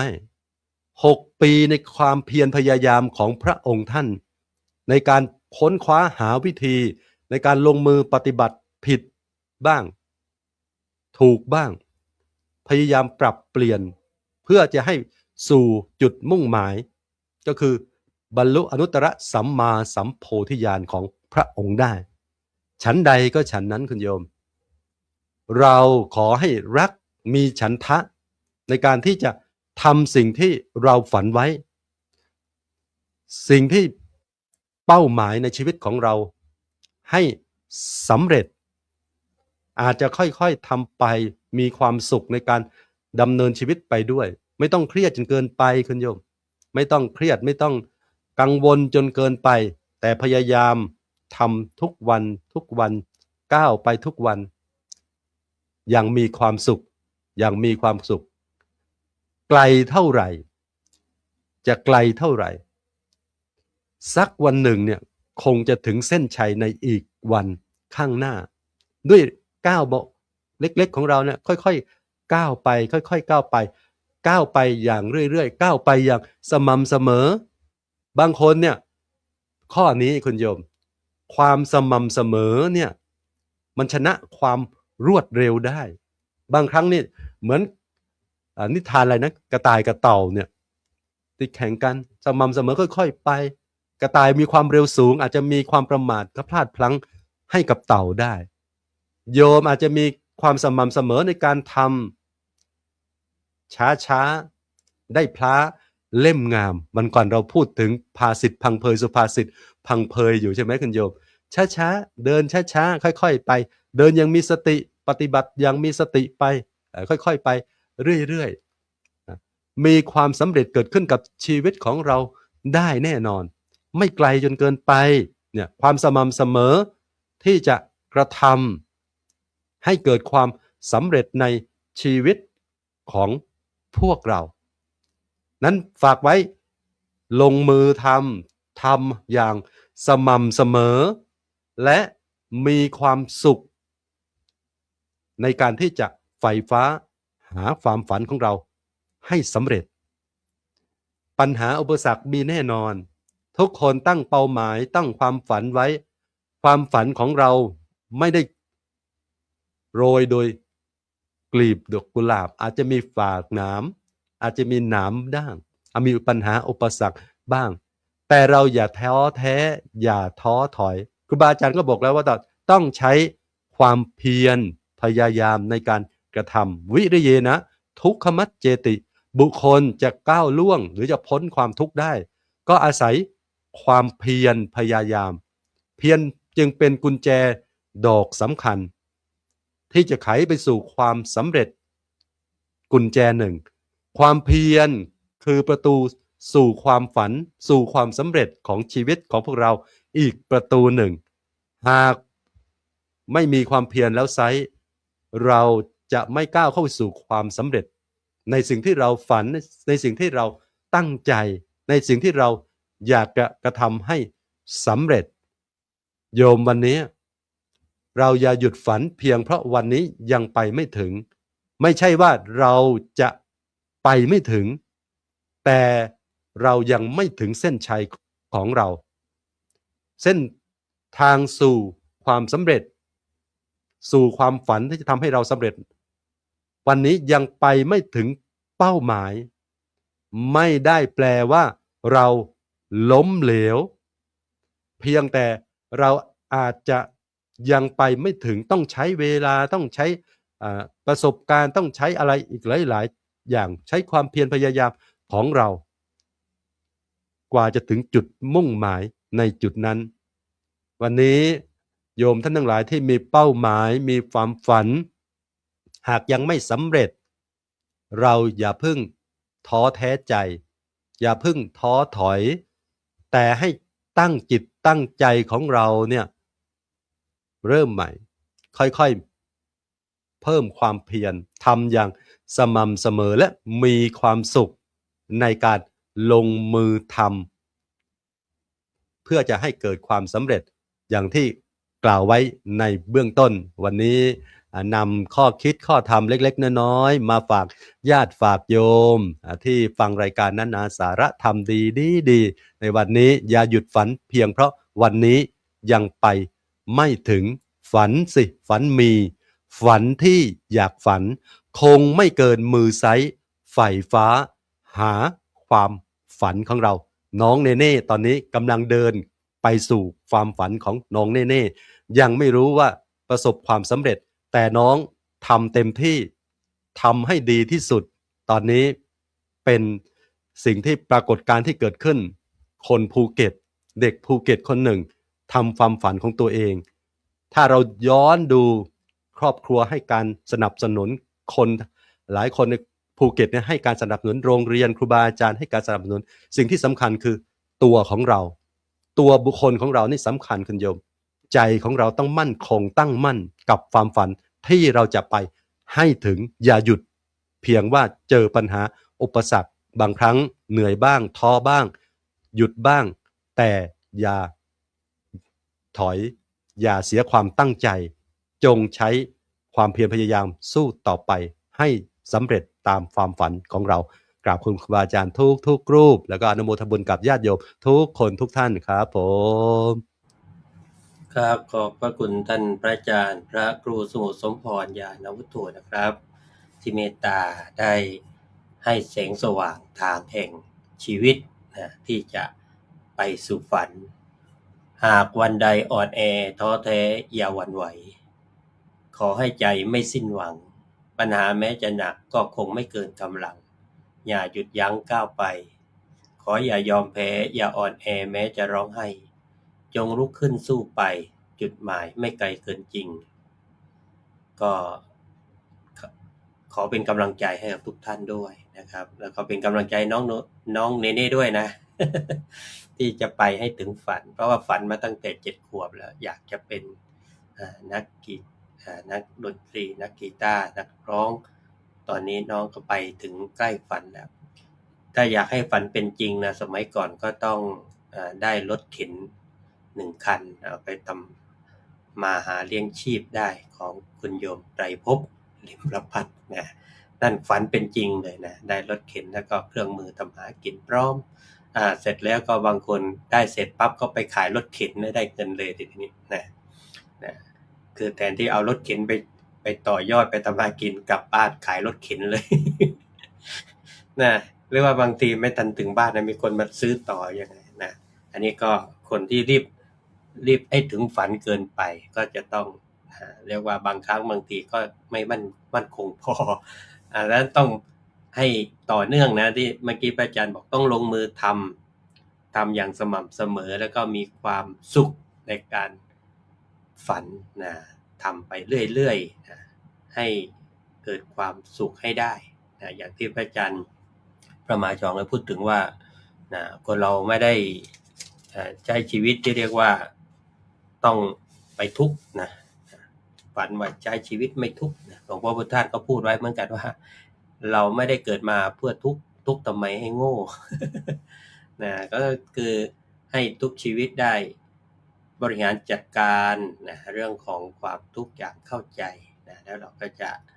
ไม่ทุกข์ต่อไปอย่างนี้ก็เป็นสิ่งที่จะให้ญาติโยมเป็นแนวทางก็เหลืออีก3 รูปนะก็จะได้ขอความเมตตาไปที่จังหวัดปัตตานีบ้างนะครับหรือว่าจะไปที่ละโนดก่อนสงขลานะรู้สึกจะพร้อมแล้วสงขลาก่อนนะครับเพราะว่าพระอาจารย์ฮิปโปนี่พร้อมแล้วครับตอนนี้ยิ้มมาก่อนแล้วนะส่งยิ้มเป็นกำลังใจให้กับผู้ฟังที่กำลังจะง่วงจะหลับนะครับก็จะได้มีแรงใจในการฟังต่อไปนะครับก็ขอกราบนิมนต์ท่านพระอาจารย์พระเอกพันธ์เอกวรรณโนหลวงพี่โปได้เมตตาแบ่งปันเรื่องราวดีๆที่จะให้โยมไม่หยุดฝันนะเพราะว่าตั้งความฝันแล้วยังไปไม่ถึงทำอย่างไรจะให้แม้ในการเดินทางสู่ฝันได้มีความสุขไปทุกย่างก้าวจากวัดมหาการจังหวัดสงขลานิมนต์ครับก็นอบน้อมองค์สมเด็จพระสัมมาสัมพุทธเจ้าก็ถวายความเคารพครูบาอาจารย์ทุกรูปและก็เจริญพร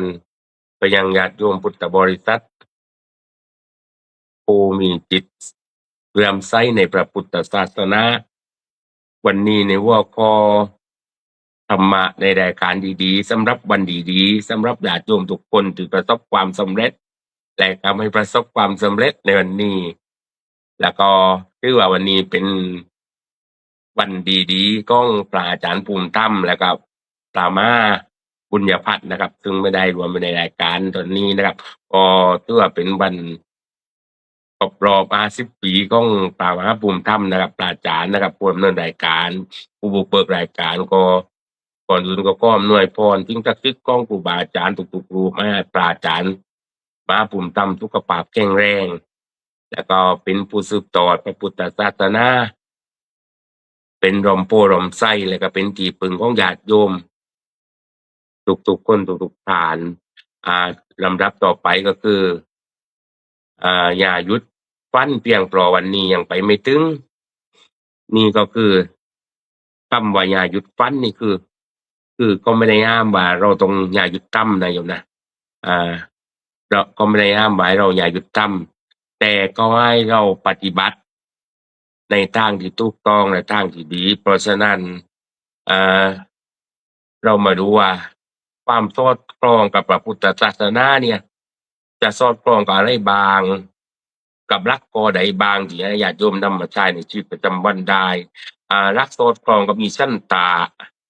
คือความพึงพอใจและความใฝ่ฝันที่ในสิ่งที่ดีงามเหมื่อนญาติโยมเนี่ยครับตั้งครอบครัวมีพ่อมีแม่แต่สิ่งที่ไม่มีคือโลกสิ่งที่อยากฝันไว้ก็คืออยากมีโลกความฝันเริ่มต้นก็คือคนเป็นแม่กับคนเป็นพ่อต้องเริ่มต้นมาจากการอะไรแล้วก็จะมีโลกในระหว่างที่เมตั้งท้องนี่ครับผู้หญิงตั้งท้องคนเป็นเมตั้งท้องคนเป็นพ่อก็รอความหวังตรงนั้นเป็นความปลื้มปิติแล้วก็รอคอยความพึงพอใจที่จะให้เราเกิดเป็นสันโดษในใจว่าเนี่ยสิ่งที่เราเห็นสิ่งที่เราได้กระทำเนี่ยออกมาเป็นผลผลิตเปิดมาเป็นความพึงพอใจเราได้เห็นทีนี้เรามาดูว่า นอกจาก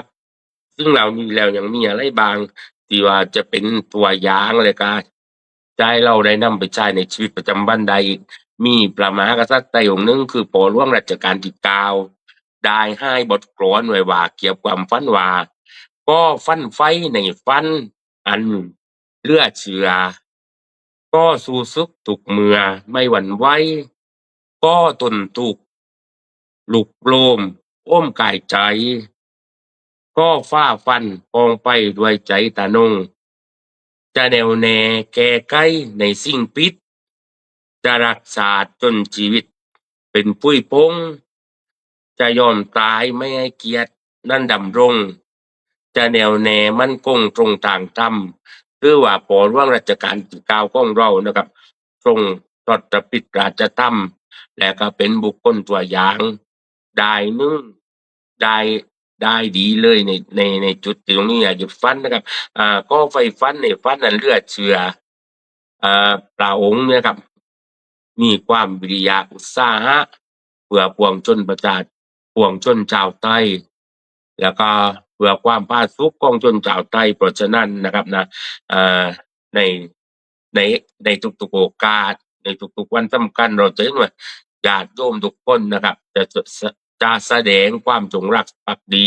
ต่อสถาบันชาติศาสนาพระมหากษัตริย์เราในฐานะผู้ใต้ตอดแล้วก็ผู้เผยแพร่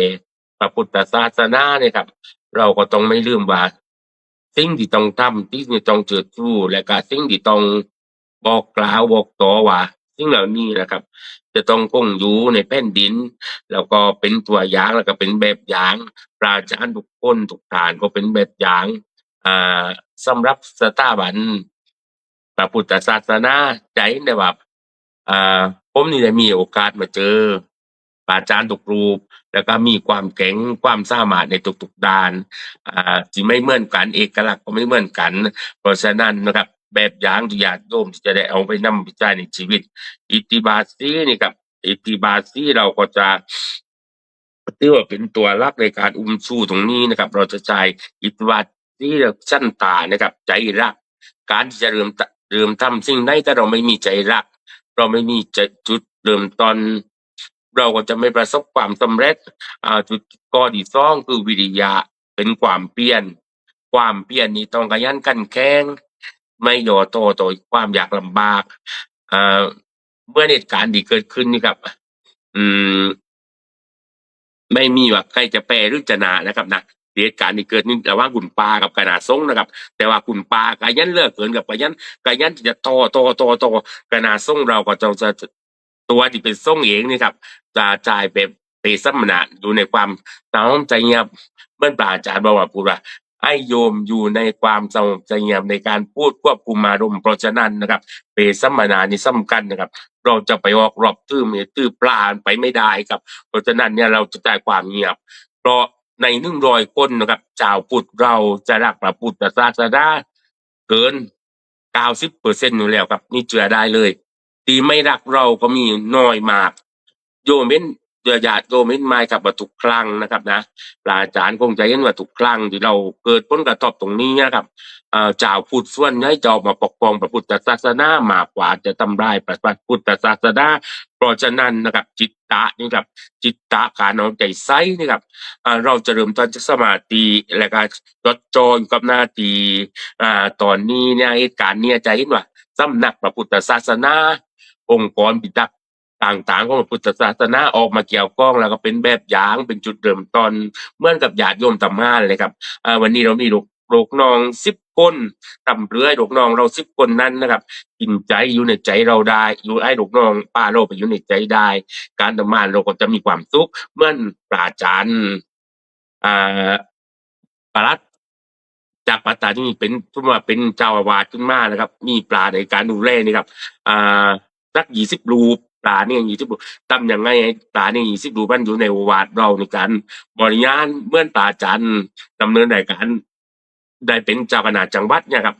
สมมติว่าเป็นมีบารมีเป็นเจ้าคณะจังหวัดอาจารย์จะทำยังไงนะครับนะไอ้ทุกอำเภอนะไอ้ปลาในจังหวัดของอาจารย์นี่ครับอยู่ในโอวาทแล้วก็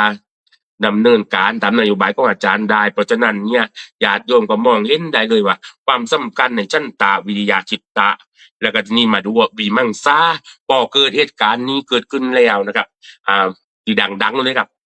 การไตร่ตรองนะครับเราก็จะไตร่ตรองได้ว่าไอ้ไรมันดำไอ้ไรมันก้าวอยู่เพราะฉะนั้นเนี่ยกับเรามีตั้งแต่ชั้นตาใจรักพระพุทธศาสนาวิริยะเราวิริยะอะไรวิริยะความเพียรบางคนว่ามาจากต่างจังหวัดเพื่อจะไปชมวัดไปเลยที่ว่ามันจริงไหมที่ก็บอกว่าสงสารเต็มที่อะไรมันนั่นเป็นมั่วจริงไหมในป่าบรอบป้องวัดแล้วก็จิตตาการเอาใจใส่ที่นี่ตัวนี้นะครับจะเป็นแรงจูงใจจากที่ว่าโยมมาเขาเรียกจะมาก็ไปก้าวน้อยจะตรงก้าวที่ว่าดังกันไปแล้วดังกันไปจะเป็นจุดต้นใจวิมังตราคือใจตรองเพราะฉะนั้นที่ตัวนี้นะครับจะจ่ายให้สตินะครับเป็นตัวจิตสติแต่ก็ความมุ่งมั่นในการที่เราจะนำผ้านะครับอิติบาเซไปสู่ความสำเร็จเราเห็นความสำเร็จอยู่เนืองๆแล้วญาติโยมเห็นความสำเร็จอยู่เนืองๆแล้วก็เห็นว่าตัวอย่างแบบอย่างพระคุณเจ้าในรายการประธรรมวิจากรดีร่องรอย25เนี่ยครับคือว่ามาด้วยความวิริยะและก็ความเพียรความเอาใจใส่ของพระมหาภูมิธรรมที่เป็นผู้กิจกรดำเนินรายการมาแล้วก็ร่วมกับพระอาจารย์ทุกๆรูปที่ถวายความรู้ตลอดมาซึ่งผมก็ได้มีโอกาสนะครับหรือว่าผมก็ได้มีโอกาสที่ได้เข้ามาเป็นส่วนหนึ่งในตรงนี้นะครับถึงจะไม่ได้มีความรู้มากแต่ก็จะพยายามศึกษาหาความรู้เกี่ยวกับพระพุทธศาสนา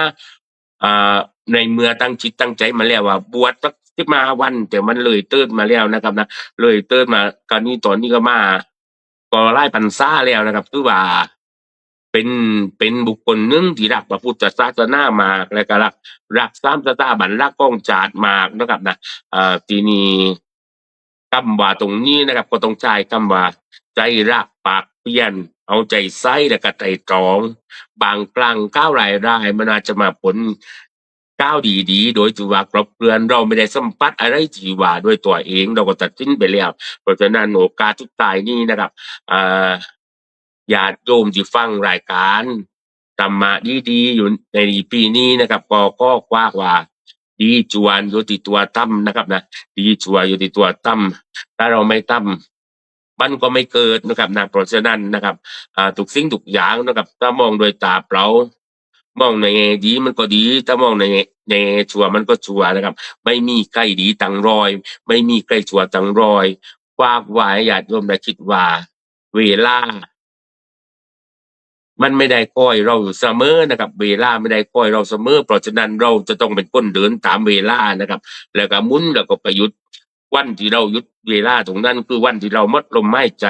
ในขณะที่เรายังมีลมหายใจโปรดสร้างความดีความก้าวใจและรักสามัคคีกันไว้แล้วทุกสิ่งทุกอย่างจะสวยงามสุดท้ายนี้แล้วอาตมาป่าก็อ้างเอาคุณพระศรีรัตนตรัยถึงได้แก่คุณพระพุทธคุณพระธรรมคุณพระสงฆ์คุณบิดามารดาและคุณ คุณบารมีของครูบาอาจารย์ทุกๆรูปนะครับจงปกป้องรักษาญาติโยมทุกคนทุกท่านนะครับประสบกับความสุขความเจริญเทิน ขอบพระคุณท่านอาจารย์ไรกพันธ์เอกวันโนหลวงผีโป้นะครับจากวัดมหาการจังหวัดสงขลา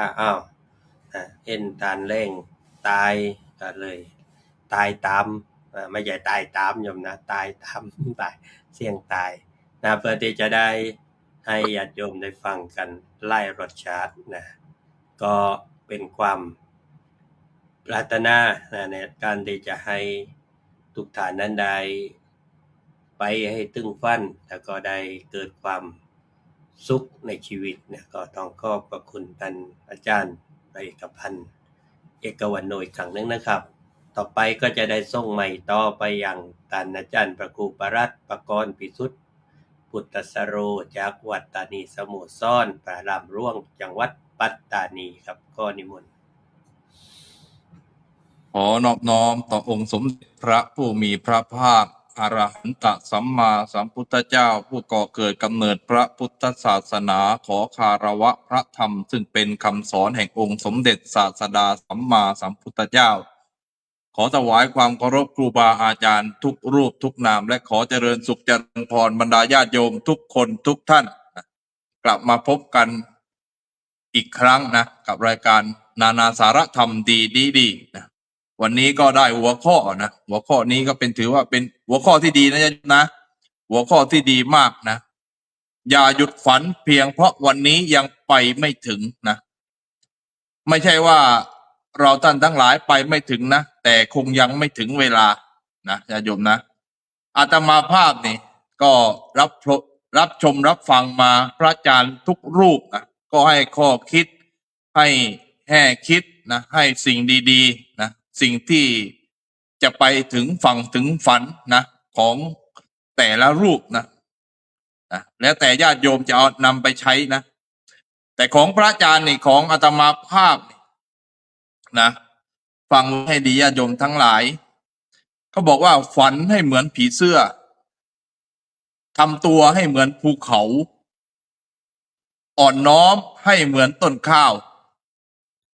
ฝันให้เหมือนผีเสื้ออย่างไรญาติโยมทั้งหลายอาตมาภาพนี่เอาความฝันนะความฝันเนี่ยความฝันของเรานี่เหมือนผีเสื้อญาติโยมนึกถึงผีเสื้อนะก่อนจะเป็นผีเสื้อที่สวยงามนะก็ผ่านการเป็นหนอนนะเป็นหนอนเป็นดักแด้แล้วก็มาเป็นผีเสื้อญาติโยมลองพินิจพิจารณาดูก็เหมือนชีวิตของคนเรานี่ญาติโยมทั้งหลายนะกว่าจะประสบความสำเร็จได้ต้องผ่านร้อนผ่านหนาวผ่านเรื่องราวมากมายในชีวิตนะนี่แหละญาติโยมทั้งหลายก็เปรียบเสมือนผีเสื้อนะผีเสื้อนี่เริ่มแรกก็มาเป็นไข่นะเป็นไข่ก็เป็นหนอนนะมาเป็นหนอนนี่หนอนน่าเกลียดน่ากลัวนะหลายคนหลายท่านไม่ชอบหนอนนะเพราะน่าเกลียดน่ากลัวแล้วต่อมาก็เป็นดักแด้นี่ก็ไม่สามารถทำอะไรได้เพราะอยู่นิ่งๆเฉยๆนะแต่ญาติโยมนี่แหละเหมือนกับคนเรานี่แหละบางทีอยู่นิ่งๆเฉยๆไม่ใช่ว่าท่านไม่ทำอะไรนะไม่ใช่ว่าไม่ขยับแต่สร้างโอกาสสร้างเวลานะเพื่อรอเวลาอยู่นะรอเวลาที่จะเจิดจรัสนะเหมือนกับที่พระอาจารย์ท่านบอกนะน้องเนเน่ก็รอเวลาที่จะเจิดจรัสนะเหมือนกับผีเสื้อในดักแด้นะเมื่อไรสิ้นสุดนะก็จะกลายเป็นผีเสื้อที่สวยงามนี่นะญาติโยมทั้งหลายบอกให้ฝันเหมือนผีเสื้อนะเพราะผีเสื้อเนี่ยผ่านช่วงเวลาทุกนะหลายๆครั้งหลายๆคราวก็ทุกนะเพราะหนอนบางทีก็โดนนกเอาไปกินบ้างมดกัดบ้างนะคนทำลายบ้างแต่ก็ไม่ท้อนะสุดท้ายก็กลายเป็นผีเสื้อที่สวยงามต่อมาก็คือทำตัวให้เหมือนภูเขาทำตัวให้เหมือนภูเขาอย่างไรญาติโยมทั้งหลายภูเขานี่แหละสำคัญที่สุดเป็นสิ่งที่รวมความฝันนะรวมสิ่งที่จะสำเร็จขึ้นมาได้นะเช่นแม่น้ำนี่ก็เกิดจากภูเขานะน้ำไหลลงที่ต่ำเสมอนะกว่าจะถึงทะเลนี่น้ำจากภูเขาก็ไม่รู้ว่าหนทางข้างหน้านี่ จะไปสิ้นสุดตรงไหนจะเจออะไรบ้างนะน้ำนี่เจอทุกสิ่งทุกอย่างนะที่ขวางน้ำอยู่นะไม่ว่าจะเป็นก้อนหินก็ดีนะสิ่งสกปรกก็ดี บ้านเรือนประชาชนก็ดี โดยที่น้ำไม่รู้ว่าหนทางข้างหน้าจะเจออะไรบ้างแต่สุดท้ายก็ไปถึงฝันนั่นก็คือทะเลโดยเริ่มต้นดังไหนญาติโยมทั้งหลายเริ่มต้นจากภูเขาต้นไม้ก็เช่นเดียวกันต้นไม้กว่าจะโตได้ต้องคอยเวลานะผ่านฤดูแล้วฤดูเล่านะไม่ใช่ฤดูฝนฤดูร้อนฤดูหนาวก็ผ่านมาหมดกว่าจะเป็นต้นไม้ที่โตกว่าจะให้ร่มเงาได้นี่แหละญาติโยมทั้งหลายลองพินิจพิจารณาดูให้ดีนะให้ทำตัวเหมือนภูเขานี่มีเมตตามากนะญาติโยมนะเพราะให้ที่อาศัยไม่ว่าทั้งพืชและสัตว์หรือว่าแม้แต่น้ำนะก็เกิดจากภูเขาเพราะฉะนั้นทำตัวให้เหมือนภูเขาและสุดท้ายก็คืออ่อนน้อมให้เหมือนต้นข้าวต้นข้าวนี่ญาติโยมทั้งหลายนะกว่าจะโตนะต้องใช้เวลานะชาวนาชาวบ้านเนี่ยก็ต้องไถนานะกว่าจะได้ผลผลิตนี่หนึ่งต้องไถนาเตรียมดินเสร็จต้องเตรียมน้ำเสร็จเตรียมต้นพันธุ์แล้วก็เพาะปลูกนะต้นข้าวนี่ตอนงอกใหม่ๆนะก็เป็นต้นตั้งสวยงามนะเป็นต้นตรงสวยงามนะแต่พอถึงเวลาออกรวงต้นข้าวก็จะโน้มตัวลงมาเสมอเพราะฉะนั้นทำตัวให้เหมือนต้นข้าวเราถึงแม้ว่าเราจะสำเร็จในชีวิตแล้วนะทำความฝันที่ได้สำเร็จแล้วแต่อย่าลืมอ่อนน้อมถ่อมตนอันนี้สำคัญที่สุดญาติโยมทั้งหลายถ้าเป็นคนอ่อนน้อมถ่อมตนเราก็จะยิ่งเจริญขึ้นไปเพราะฉะนั้นจงพิจารณาดูให้ดีนะญาติโยมนะความฝันของเราวันนี้อาจจะยังมาไม่ถึงแต่สิ่งที่สำคัญนะที่เราต้องตั้งไว้หนึ่งก็คือเป้าหมายเราต้องมีเป้าหมายที่ชัดเจนนะว่าเราจะทำอะไรเราจะทำอย่างไรนะเปรียบเหมือนคนอ้วนเนี่ยโยมทั้งหลายนะที่ต้องการผอมคนอ้วนต้องการผอมนะเหมือนน้ำหนัก100 กิโลนี่นะน้ำหนัก100 กิโลต้องการ70 กิโลนี่นะอาตมาภาพไม่ได้หมายถึงใครนะโยมนะอันนี้พูดให้ฟังเฉยๆนะน้ำหนัก100 กิโลนี่ถึง70 โลนี่นะระยะห่างนี่30 กิโลถ้าดูจากตัวเลขนี่ถือว่าเยอะนะแต่ถ้าลงมือปฏิบัติจริงๆนี่บางคนบางท่านคิดแล้วคิดอีกนะพอตอนขึ้นนี่ขึ้นเป็น10นะพอตอนลงละทีละกิโลนี่แต่เมื่อใดแล้วเราลงมือทำแล้วนี่เราปฏิบัติลงไปแล้วนี่แม้1 กิโลนี่ก็ถือว่าสำเร็จนะญาติโยมนะเพราะลดลงไป99 98 97จนถึง70 กิโลนี่นะเราทำไปเรื่อยๆนะทำไปทุกวันอย่าหยุดทำนะแต่เมื่อเวลาเราเหนื่อยเราก็หยุดพักนะแต่สิ่งที่อยากขาดก็คือวินัยนะความสม่ำเสมอนะวันหนึ่งเราก็จะสำเร็จได้เราก็จะเป็นคนผอมได้เช่นเดียวกันนี่แหละญาติโยมนะพิจารณาดูให้ดีเราต้องมีเป้าหมายเราต้องสม่ำเสมอและสุดท้ายต้องเชื่อมั่นในตัวเองเชื่อว่าเราต้องทำได้นะ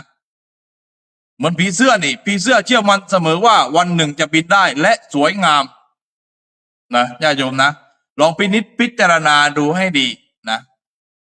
อย่าหยุดฝันเพียงเพราะวันนี้ยังไปไม่ถึงนะบอกแล้วว่าชีวิตของเราบนโลกใบนี้มีเพียงแค่3 วันก็คืออดีตก็คือวันที่ผ่านมาแล้วไม่สามารถไปแก้ไขอะไรอดีตได้นะอนาคตก็ยังมาไม่ถึงยังเป็นปริศนาเพราะยังมาไม่ถึงเราไม่รู้ว่าอนาคตจะเป็นอย่างไร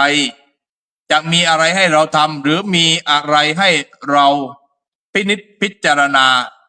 เพราะฉะนั้นครูบาหลายท่านนะครูบาอาจารย์หลายท่านก็พูดไปแล้วนะอิทธิบาท 4นี่ก็คืออะไรญาติโยมทั้งหลายก็คือหลักธรรมสู่ความสำเร็จนะครูบาอาจารย์หลายท่านพูดไปแล้วนะก็เพราะฉะนั้นเราจงทำวันนี้นะวันนี้แหละญาติโยมทั้งหลายเรายังมีลมหายใจอยู่เรายังใช้มือได้ใช้เท้าได้เราทำวันนี้ให้ดีที่สุดนี่แหละญาติโยมทั้งหลายนะ9 ทีละ 9นะ9 ทีละ 9 เดินทีละขั้นนะบันไดนี่ถ้าว่า2 ขั้น 3 ขั้นนี่บางทีอาจจะล้มนะเพราะฉะนั้นเราเดินมั่นคงเดินทีละขั้น ผีเสื้อสวยงามย่อมผ่านอุปสรรคสายน้ำกว่าจะถึงทะเล ก็ต้องผ่านอุปสรรคเช่นเดียวกัน เพราะฉะนั้นฝากเอาไว้แค่นี้นะครูบาอาจารย์หลายท่านฝากข้อคิดข้อธรรมไว้มากมายญาติโยมพิจารณาให้ดีนะอาตมาภาพก็ฝากไว้แค่นี้นะฝันให้เหมือนผีเสื้อทำตัวให้เหมือนภูเขาอ่อนน้อมให้เหมือนกับต้นข้าว แล้วชีวิตเราจะดีเอง เพราะฉะนั้นเป้าหมายที่ไร้แผนฟังไว้ดีนะเป้าหมายที่ไร้แผนก็เป็นเพียงความฝันลมแรงๆเพราะฉะนั้นวางแผนให้ดีทำให้สม่ำเสมอแล้วเชื่อมั่นในตัวเองว่าเราทำได้แล้วชีวิตก็จะสำเร็จนะฝันได้ญาติโยมหลายฝันทุกวันนะเหมือนกับวันนี้วันที่16นะวันที่1กับวันที่16นะญาติโยมฝันตลอดแต่บางครั้งบางคนบางท่านอาจจะยังไปไม่ถึงวันหนึ่งก็อาจจะไปถึงก็ได้นะอาตมาภาพก็ขอฝากเอาไว้แค่นี้ญาติโยมนะให้เราท่านทั้งหลายพิจารณาดูให้ดีอดีตคือผ่านมาแล้วปัจจุบันยังไปไม่อนาคตยังไปไม่ถึงปัจจุบันทำให้ดีที่สุดเพราะไม่มีคำว่าสายนะพรุ่งนี้ไม่มีคำว่าสายถ้าตื่นทันครับขอบคุณมากครับท่านอาจารย์พระครูประหลัดปากรพิสุทธิ์นะครับพุทธ ขอบคุณ สา อาจารย์ โร ทุกครับ พรุ่งนี้จะไม่สายถ้าตื่นทันก็รีบตื่นโยมนะตื่นนะ แล้วก็อย่าใครตื่นก่อนก็ได้กำไรนะจะได้เห็นอะไรก่อนใครเพื่อนนะแล้วก็เป้าหมายที่ไร้แผนก็จะเหมือนกับฝันลมๆแรงๆนะเพราะไม่มีแผนที่แน่นอนนะโยมก็เริ่มกางแผนที่ไว้โยมนะจะไปไหนก็จะได้ไม่หลงทางจะไม่เสียเวลา นะชีวิตก็เหมือนกันเรามีแผนที่ชีวิตไว้จะไปให้ถึงนะก็คงจะต้องทำอย่างสม่ำเสมอที่อาจารย์บอกนะไม่ว่าจะเป็นเรื่องของผีเสื้อเรื่องของภูเขาเรื่องของต้นข้าวล้วนแล้วแต่เป็นอุปมาที่ท่านพระอาจารย์ได้ช่วยให้หลายคนได้เห็นเป็นรูปธรรมมากขึ้นนะสำหรับหลายท่านหลายคนก็เนี่ยมีความรู้สึกที่เข้าใจนะในธรรมนะได้ชัดเจนขึ้นก็ต้องขอขอบคุณพระอาจารย์อีกครั้งหนึ่งครับ ก็คงจะมาถึงรูปสุดท้ายแต่ยังไม่จบโยมนะอาจจะเดี๋ยวมีเวลาก็จะได้นิมนต์สรุปกับแต่ละรูปอีกครั้งหนึ่งนะเจ้าของรายการนะโยมนะนี่เจ้าของรายการก็5เลขขึ้นหลัก5แล้วโยมนะหลัก5อะไรก็ต้องเรียกว่าดีๆเกิดขึ้นตามมาด้วยจะมีสิ่งดีๆตามมาก็จะได้นิมนต์ถวายเวลาให้กับพระอาจารย์พระมหาภูมิธรรมภูมิปัลโลอาจจะเล่าถึงเรื่องราวดีๆเมื่อวานนี้เกิดอะไรขึ้นบ้างกับชีวิตของท่านให้ญาติโยมไปฟังด้วยครับขอบคุณมากนิมนต์ครับกราบถวายความเคารพพ่อแม่ครูบาอาจารย์ผู้ร่วมรายการทุกรูปด้วยความเคารพอย่างสูงยิ่งครับผมโดยมีอาจารย์พระครูสุนทรธรรมนิเทศด็อกเตอร์เป็นองค์ประธานอยู่ในขณะนี้และก็เป็นพิธีกรด้วยในวันนี้ครับเจริญพรเจริญสุขสวัสดีดีจงมีแด่ญาติโยมญาติธรรมกัลยาณมิตรญาติธรรมทุกท่านวันนี้เฮโยมดีใจเพราะว่าผู้ใหญ่ส่งข้อความมาบอกตะกี้ที่ก้มเลยว่าถูกลอตเตอรี่รางวัลที่4ที่อาตมาหยิบให้เป็นครั้งแรกในชีวิตที่อาตมาหยิบให้ลงท้ายด้วย50ที่อาตมาหยิบให้ผู้ใหญ่450โยมเนี่ยผู้ใหญ่ก็เลยไปถูกรางวัลอาตมาก็ดีใจต่อผู้ใหญ่ก็ส่งความมาเมื่อกี้เพราะฉะนั้นหัวข้อวันนี้หลวงพี่โจ๊กก็พูดไปแล้วว่าคนที่มีน้ำหนัก100กิโลก็อยากจะลดให้เหลือ70อาตมาคิดว่านะแปลกๆนะโยมนะคำพูดแบบนี้นะ เนี่ยเพราะฉะนั้นหลวงพี่โจ๊กบอกเลยว่าไม่ได้ว่าหลวงพี่ฮิปโปแต่พูดเป็นกำลังใจให้หลวงพี่ฮิปโปเพราะหลวงพี่ฮิปโปจริงๆน้ำหนักท่านไม่รู้เท่าไหร่นะโยมนะเดี๋ยวให้ท่านเฉลยเองอาตมาพูด พูดตรงนี้ก็คือเหมือนที่อาจารย์พระครูสุนทรว่าวันนี้เป็นความปลาบปลื้มใจดีใจหลายอย่างนี่กับได้มาอยู่ที่วัดโนนหนองขามแห่งนี้เรื่องว่าอย่าหยุดฝันเพียงเพราะว่าวันนี้ยังไปไม่ถึงอาตมาตั้งหัวข้อนี้ขึ้นเพื่อเป็นฝันและกำลังใจให้กับผู้ที่เรียนบาลีทุกๆรูปโยมผู้ที่เรียนบาลีทุกๆรูปเพราะว่าหลายคนหวังที่จะเป็นมหาสอบตกแล้วสอบตกอีกครั้งแล้วครั้งเล่าเสียใจครั้งแล้วครั้งเล่าแต่อย่าหยุดฝันอย่าหยุดฝันเพราะว่าถึงเราจะไปไม่ถึงแต่อาตมาเชื่อว่าทุกคนต้องไปถึงในจุดนั้นถ้ามีความพยายามเหมือนที่หลวงพี่โป้พูดไปแล้วว่าฉันทะเป็นสิ่งที่สำคัญก็คือพอใจที่จะเรียนบาลีพอใจที่จะทำสิ่งใดก็แล้วแต่ทุกคนย่อมมีจุดหมายปลายทางของตัวเองอาตมาก็เช่นเดียวกันอยากลดน้ำหนักโยมเหมือนกับที่หลวงพี่โจ๊กพูดไม่ต่างกับหลวงพี่ฮิปโปก็อยากลดน้ำหนักให้มันเหลือ60-70 กิโลเพราะฉะนั้นตอนนี้อายุ50แล้วแต่ในความที่เป็นวัย50โยมดูเหมือนว่าโยมบอกว่าเหมือน40บางทีมันก็ไม่ตรงปกนะโยมนะบางทีมันก็ไม่ตรงปกเล่าสู่กันฟังว่าอย่าหยุดฝันเพียงเพราะวันนี้ยังไปไม่ถึงวันนี้ครูบาอาจารย์มาแล้วก็โยมมากันเยอะแยะมากมายที่ที่ในงานทำบุญวันเกิดของอาตมาพูดให้ครูบาอาจารย์ได้ยินเลยว่าโมเดลของวัดโนนหนองขามว่าแปลกใจครูหลายโยมหลายท่านแปลกใจว่าทำไมไม่มีสังฆทานถวายพระเลยอาตมาจึงพูดท่ามกลางให้ทุกคนได้ยินว่าวัดโนนหนองขามจะเป็นโมเดลและจะเป็นวัดแห่งแรกในอำเภอคงที่จะไม่ถวายสังฆทานพระเพราะอะไรโยมเพราะอยากให้ถวายปัจจัยท่านสามารถไปเนรมิตของที่ดีๆได้ทุกสิ่งทุกอย่างแต่เมื่อไหร่ที่โยมไปซื้อสังฆทานแล้วสังฆทานแต่ละร้านทั่วประเทศไทยนี่อาตมาการันตีและพูดตรงนี้ได้เลยว่าครูบาอาจารย์ก็รู้กันอยู่เต็มบอกว่าสังฆทานตามร้านต่างๆว่ามันดีหรือไม่ดีเราไม่ได้โจมตีร้านสังฆทานเพราะเป็นอาชีพที่สุจริตเป็นอาชีพที่สุจริตที่พระเจ้าตรัสไว้แต่ในความที่เป็นสุจริตนั้นข้างในอาจจะไม่สวยหรูดูดีก็มีเยอะแยะไปเพราะฉะนั้นการขยี้ร้านสังฆทานในที่นี้อาตมาจะส่งมอบให้หลวงพี่โปเพราะว่าท่านจะขยี้ได้ดีกว่าอาตมาแน่นอนในเรื่องของสังฆทานนะโยมนะเพราะฉะนั้นวันนี้ในเรื่องอย่าหยุดฝันเพียงเพราะยังไปไม่ถึงอาตมาเคยมีความฝันว่าสักวันหนึ่งอาตมาจะได้แสดงความสามารถที่มีอยู่ในตัวเองให้ญาติโยมหลายท่านให้ญาติโยมหลายท่านได้ฟังธรรมในของอาตมาที่พูดออกไปทั่วทุกมุมโลกวันนี้ก็มาถึงแล้วที่อาตมาได้มีโอกาสจัดรายการภายในระยะเวลา6 ปีแล้วนะโยมนะ22 สิงหาเป็นวันเกิดรายการนานาสารธรรมดี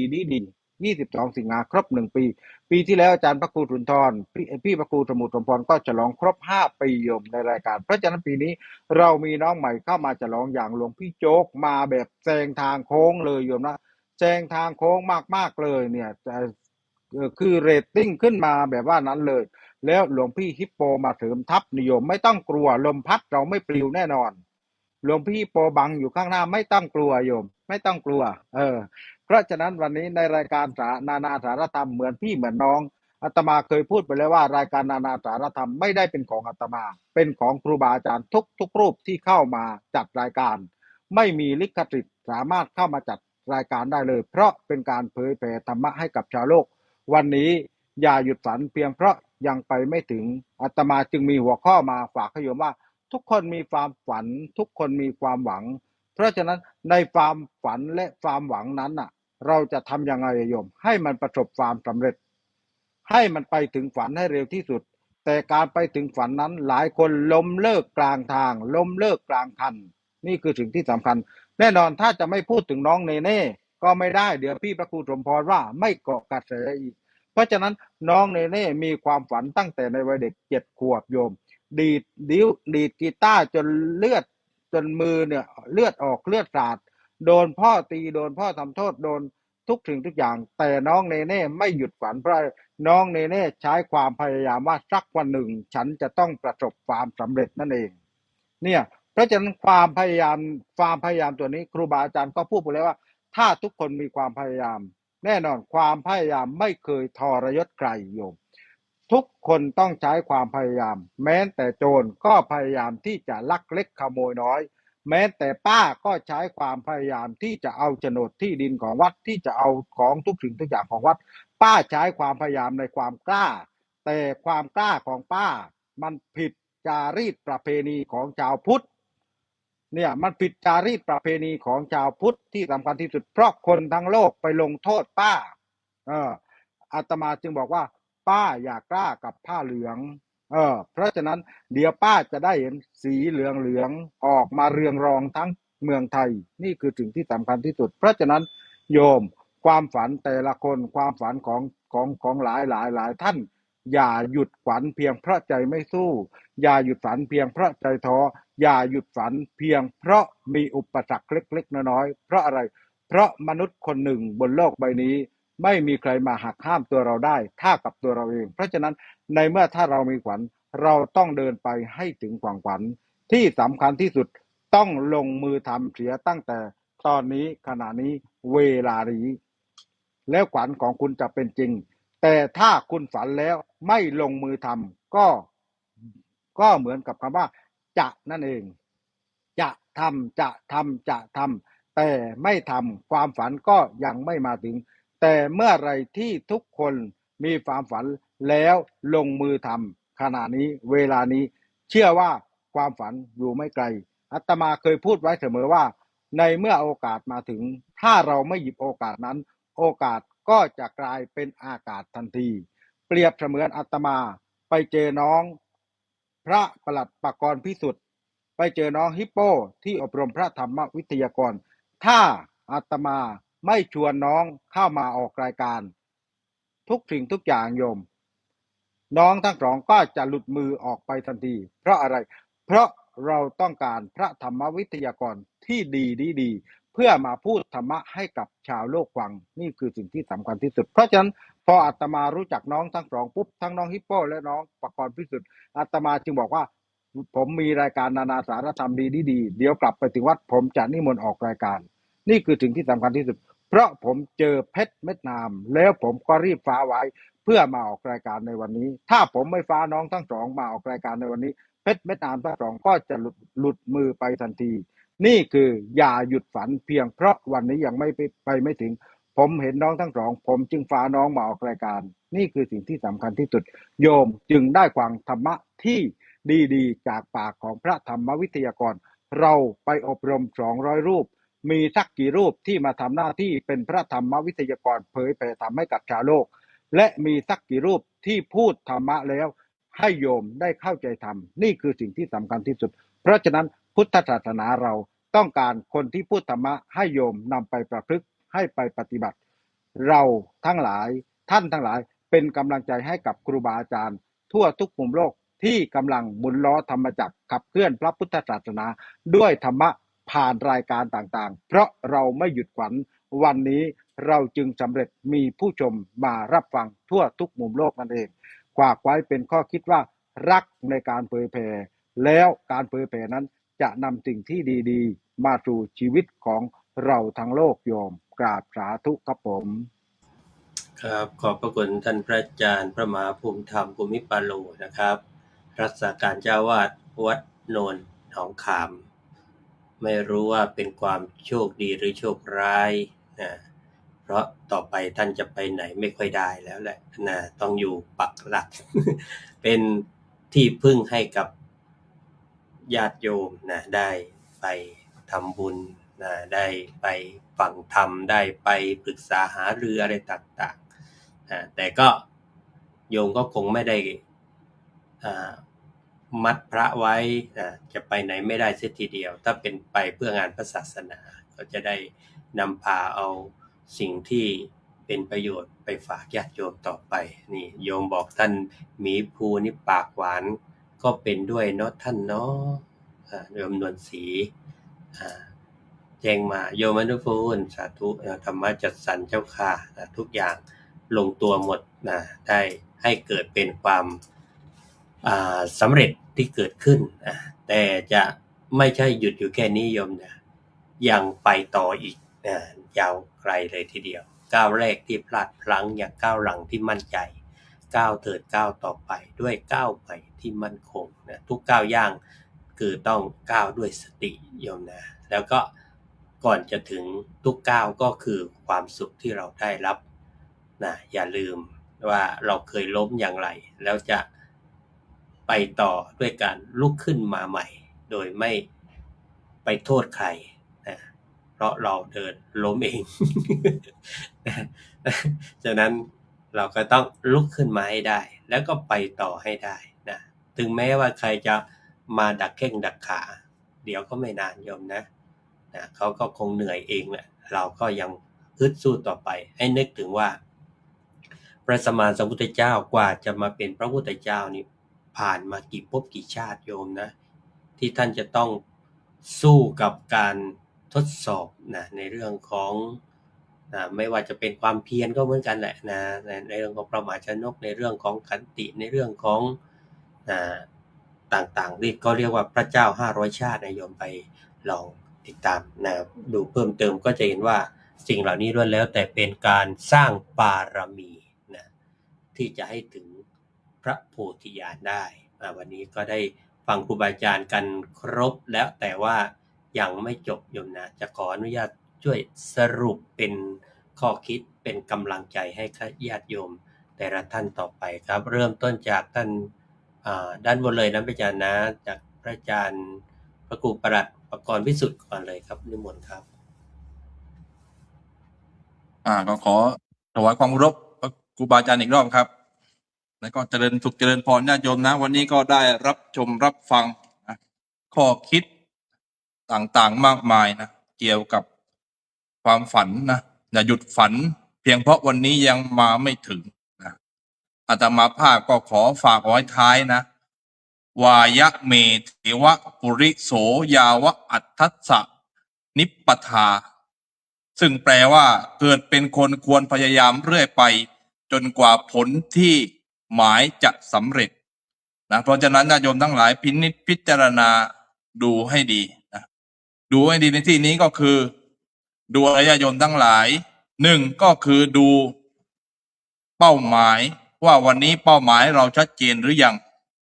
สองก็คือดูความสม่ำเสมอของเราว่าวันนี้เราสม่ำเสมอเรามีวินัยในการปฏิบัติหรือไม่เหนื่อยเราก็พักแล้วก็ไปต่อไม่ใช่พักแล้วก็หยุดหายไปเลยนะและก็สุดท้ายก็คือญาติโยมทั้งหลายเป้าหมายของเรามีแล้วนะความสม่ำเสมอของเรามีแล้วสุดท้ายก็คือความเชื่อมั่นในตัวเราเพราะฉะนั้นเราต้องเชื่อมั่นในตัวเองอันนี้สำคัญที่สุดนะฉันทะวิริยะจิตตะวิมังสาพอใจเพียรพยายามตั้งใจแล้วก็พิจารณาดูให้ดีว่าสิ่งนั้นเหมาะสมหรือไม่สิ่งนั้นถูกต้องหรือไม่ลองพิจารณาดูให้ดีขอฝากเอาไว้แค่นี้ญาติโยมนะนอนหลับฝันดีหลับให้ได้เงินหมื่นตื่นให้เป็นเศรษฐีทุกคนทุกท่านขอถวายความเคารพครูบาอาจารย์ทุกรูปครับครับขอบคุณท่านอาจารย์พระครูประหลัดประกรณ์วิสุทธิ์นะครับต่อไปก็ขอนิมนต์ท่านพระอาจารย์พระครูสมุทรสมพรเลยครับ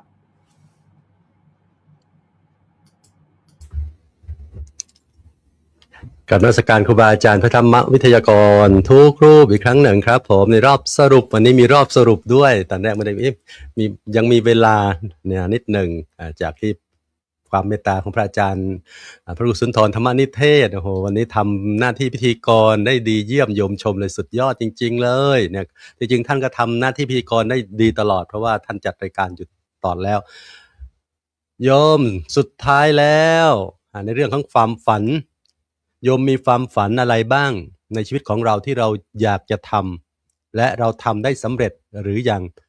โยมมีความท้อแท้ท้อถอยบ้างไหมเวลาที่จะทำความฝันของเราให้ประสบความสำเร็จยังไงก็ฝากไว้เป็นกำลังใจให้ญาติโยมทุกคนทุกท่านที่ฟังรายการถือว่าพระมาให้ทำให้กำลังใจแก่ญาติโยมทุกๆวันเนี่ยอาตมาภาพนี่ก็ถือว่าเป็นบุญอย่างหนึ่งอย่างว่าแหละจากที่ได้มารู้จักมักคุ้นกับพระอาจารย์พระมหาภูมิธรรมพุทธปาโลจากการไปอบรมพระนักเทศทุนเล่าเรียนหลวงก็ได้มาร่วมรายการกับพระอาจารย์ แล้วก็สุดท้ายมีอาการอย่างหนึ่งเหมือนกันคือวันไหนที่ไม่ได้ออกรายการแล้วรู้สึกจะขาดอะไรไปสักอย่างหนึ่งเหมือนพระอาจารย์มหาฉลองพูดเมื่อวันก่อนนี่แหละมันเริ่มมีความรู้สึกเช่นอย่างนั้นฉะนั้นความฝันของเราทุกคนทุกท่านจะฝันจะสำเร็จหรือไม่อยู่ที่ตัวของเราเป็นผู้ที่จะต้องลงมือกระทำเริ่มตั้งแต่จุดเล็กๆวันนี้เลยคุณโยมค่อยๆก้าวเข้าไปค่อยๆทำไปทีละอันพันละน้อยอย่าไปท้อแท้อย่าไปท้อถอยอย่ายอมแพ้ทำไปเจอปัญหาอุปสรรคพินิจพิจารณามีสติพิจารณาใช้ปัญญาแล้วเพียรพยายามทำต่อไปไม่วันใดวันหนึ่งเราจะประสบความสำเร็จด้วยความเพียรความพยายามในการประพฤติปฏิบัติของเราอยู่เรื่อยๆลงมือทำตั้งแต่บัดนี้และสุดท้ายเราประสบความสำเร็จแล้วอย่าลืมอย่าทิ้งคนที่รวมสู้อยู่เคียงข้างอย่าลืมคนที่ช่วยสร้างทางยิ่งใหญ่อย่าละเลยคนที่เคยมีน้ำใจและสุดท้ายเมื่อเราประสบความสำเร็จถึงเป้าหมายแล้วอย่าลืมเป็นผู้ให้เมื่อเราได้ดีอย่าลืมเป็นผู้ให้เมื่อเราประสบความสำเร็จในชีวิตของพวกเราอนุโมทนาบุญกับญาติโยมทุกคนทุกท่านแล้วก็ครูบาอาจารย์ทุกรูปครับที่เมตตามาให้ธรรมะครับผมครับขอบคุณครับอาจารย์พระครูสมุทรสมพรอย่าลืมพรุ่งนี้คีย์เวิร์ดว่าแต่หัวใจที่ยังสู้อย่าลืมตามกันอีกนะพรุ่งนี้ติดตามรับฟังจากครูบาอาจารย์อีกรอบสุดท้ายสุดครับพระอาจารย์ไปเอกพันธ์เอกวโนหลวงพี่โปนิมนต์ครับถวายความเคารพพระอาจารย์อีกครั้งนะครับนะก็เจริญพรไปยังญาติโยมนะครับวันนี้อาตมาก็จะมาฝากเป็นข้อคิดในการที่ว่าไม่หยุดฝันนะครับนะความฝันเนี่ยที่แสดงทำไอที่เป็นการแสดงความรู้มาญาติโยมได้รับฟังนะครับว่าอนาคตังปฏิไกยอิราตะจิตจังปึ้งเตรียมคิดสำหรับอนาคตให้พร้อมไหวก่อนเพราะฉะนั้นสำหรับญาติโยมทุกคนนะครับสำหรับการใช้ชีวิตนะครับนะจะต้องไม่ประมาทแล้วก็มีสติแล้วก็มีความเพียรมีความอดทนมีความมุ่งมั่นนะเพื่อจะเกิดความสำเร็จในชีวิตก็ฝากญาติโยมไว้เพียงแต่เท่านี้นะครับก่อนที่จะเป็นผู้ให้เราก็ต้องเป็นผู้รับเพราะฉะนั้นวันนี้ตัวอาตมาเองเป็นผู้รับรายรับจากผู้ให้คือพระมหาภูมิธรรมและกับพระอาจารย์ทุกๆรูปที่ได้ให้โอกาสญาติโยมก็เอาเป็นแบบอย่างได้นะครับนะว่าเราไ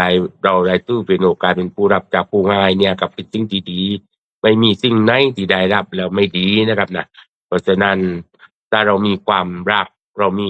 ความเพียรมีความอดทนความสำเร็จที่จะเกิดขึ้นก็เป็นช่วงเวลานิดเดียวฝากให้ญาติโยมได้คิดพิจารณาไว้เพียงเท่านี้ครับขอบคุณครับครับขอบคุณท่านพระอาจารย์เอกพันธ์เอกวโนนะครับของพี่โปรักในสิ่งที่ทำในสิ่งที่รักแล้วก็จะสำเร็จนะอย่าทิ้งความหวังความฝันที่เราตั้งใจไว้อย่าหยุดฝันเพียงเพราะวันนี้ยังไปไม่ถึงนะซึ่งความสำเร็จอาจจะไม่ได้วัดจากว่าเราไปถึงเร็วแค่ไหนแต่วัดจากว่าเรายังไม่หยุดเดินหรือไม่นะวันนี้ยังไม่ถึงไม่เป็นไรไม่ได้แปลว่าไปไม่ถึงเพียงแต่เรายังต้องใช้เวลาและความพยายามอีกสักหน่อยหนึ่งความล้มเหลวก็ไม่ใช่จุดจบแต่เป็นบทเรียนที่ช่วยเราเดินต่อได้อย่างแข็งแรงกว่าเดิมอย่าไปเปรียบเทียบเส้นทางของเรากับคนอื่นเพราะแต่ละคนก็มีเวลาและจังหวะชีวิตที่ไม่เหมือนกันฝันให้ไกลแต่ลงมือทำทีละก้าวแม้ว่าจะเป็นก้าวเล็กๆหากทำอย่างสม่ำเสมอก็พาเราเข้าใกล้เป้าหมายได้แล้วก็จงเชื่อในคุณค่าของความพยายามเพราะบางครั้งผลลัพธ์อาจยังไม่ปรากฏแต่ทุกก้าวกำลังสร้างตัวเราความสำเร็จเกิดจากเหตุปัจจัยไม่ใช่เพียง ความปรารถนา ดังนั้นเมื่อมีความฝันแล้วอย่าเติมด้วย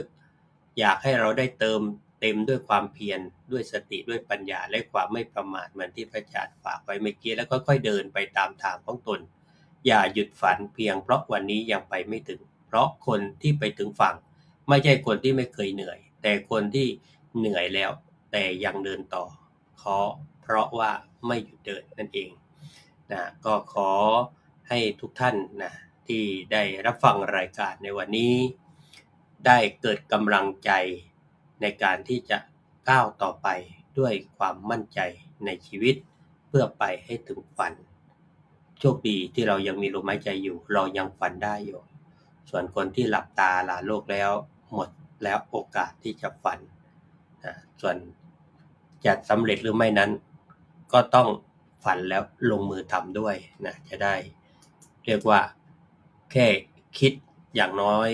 ฝันครึ่งหนึ่งของชีวิตที่เราได้ตั้งใจไว้แต่จะสำเร็จให้ได้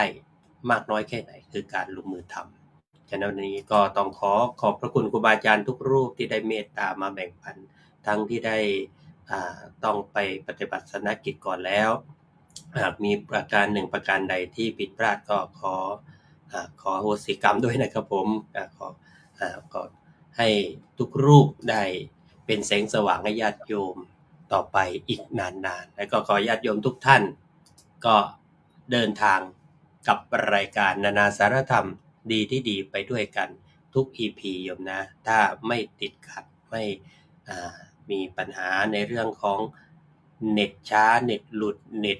อะไรต่างๆเน็ตหมุนเน็ตติ้วอะไรเนี่ยนะแล้วก็นะใครจะให้ท่านพระอาจารย์มหาภูมิธรรมไปหยิบลอตเตอรี่ให้งวดหน้าบ้างก็แจ้งไว้ล่วงหน้าแล้วกันโยมนะจะได้อาจขยับเป็นรางวัลที่3ที่2หรือที่1นะต่อไป ก็ขอให้กำลังใจโยมทุกท่านนะที่เข้ามาร่วมรับฟังขอให้ได้รับความสุขแล้วก็คืนนี้อย่าลืมฝันโยมนะฝันแล้วก็ฝันดีฝันเด่นฝันดังฝันให้ถึงฝั่งด้วยกันทุกท่านทุกคนเทินก็เชิญพร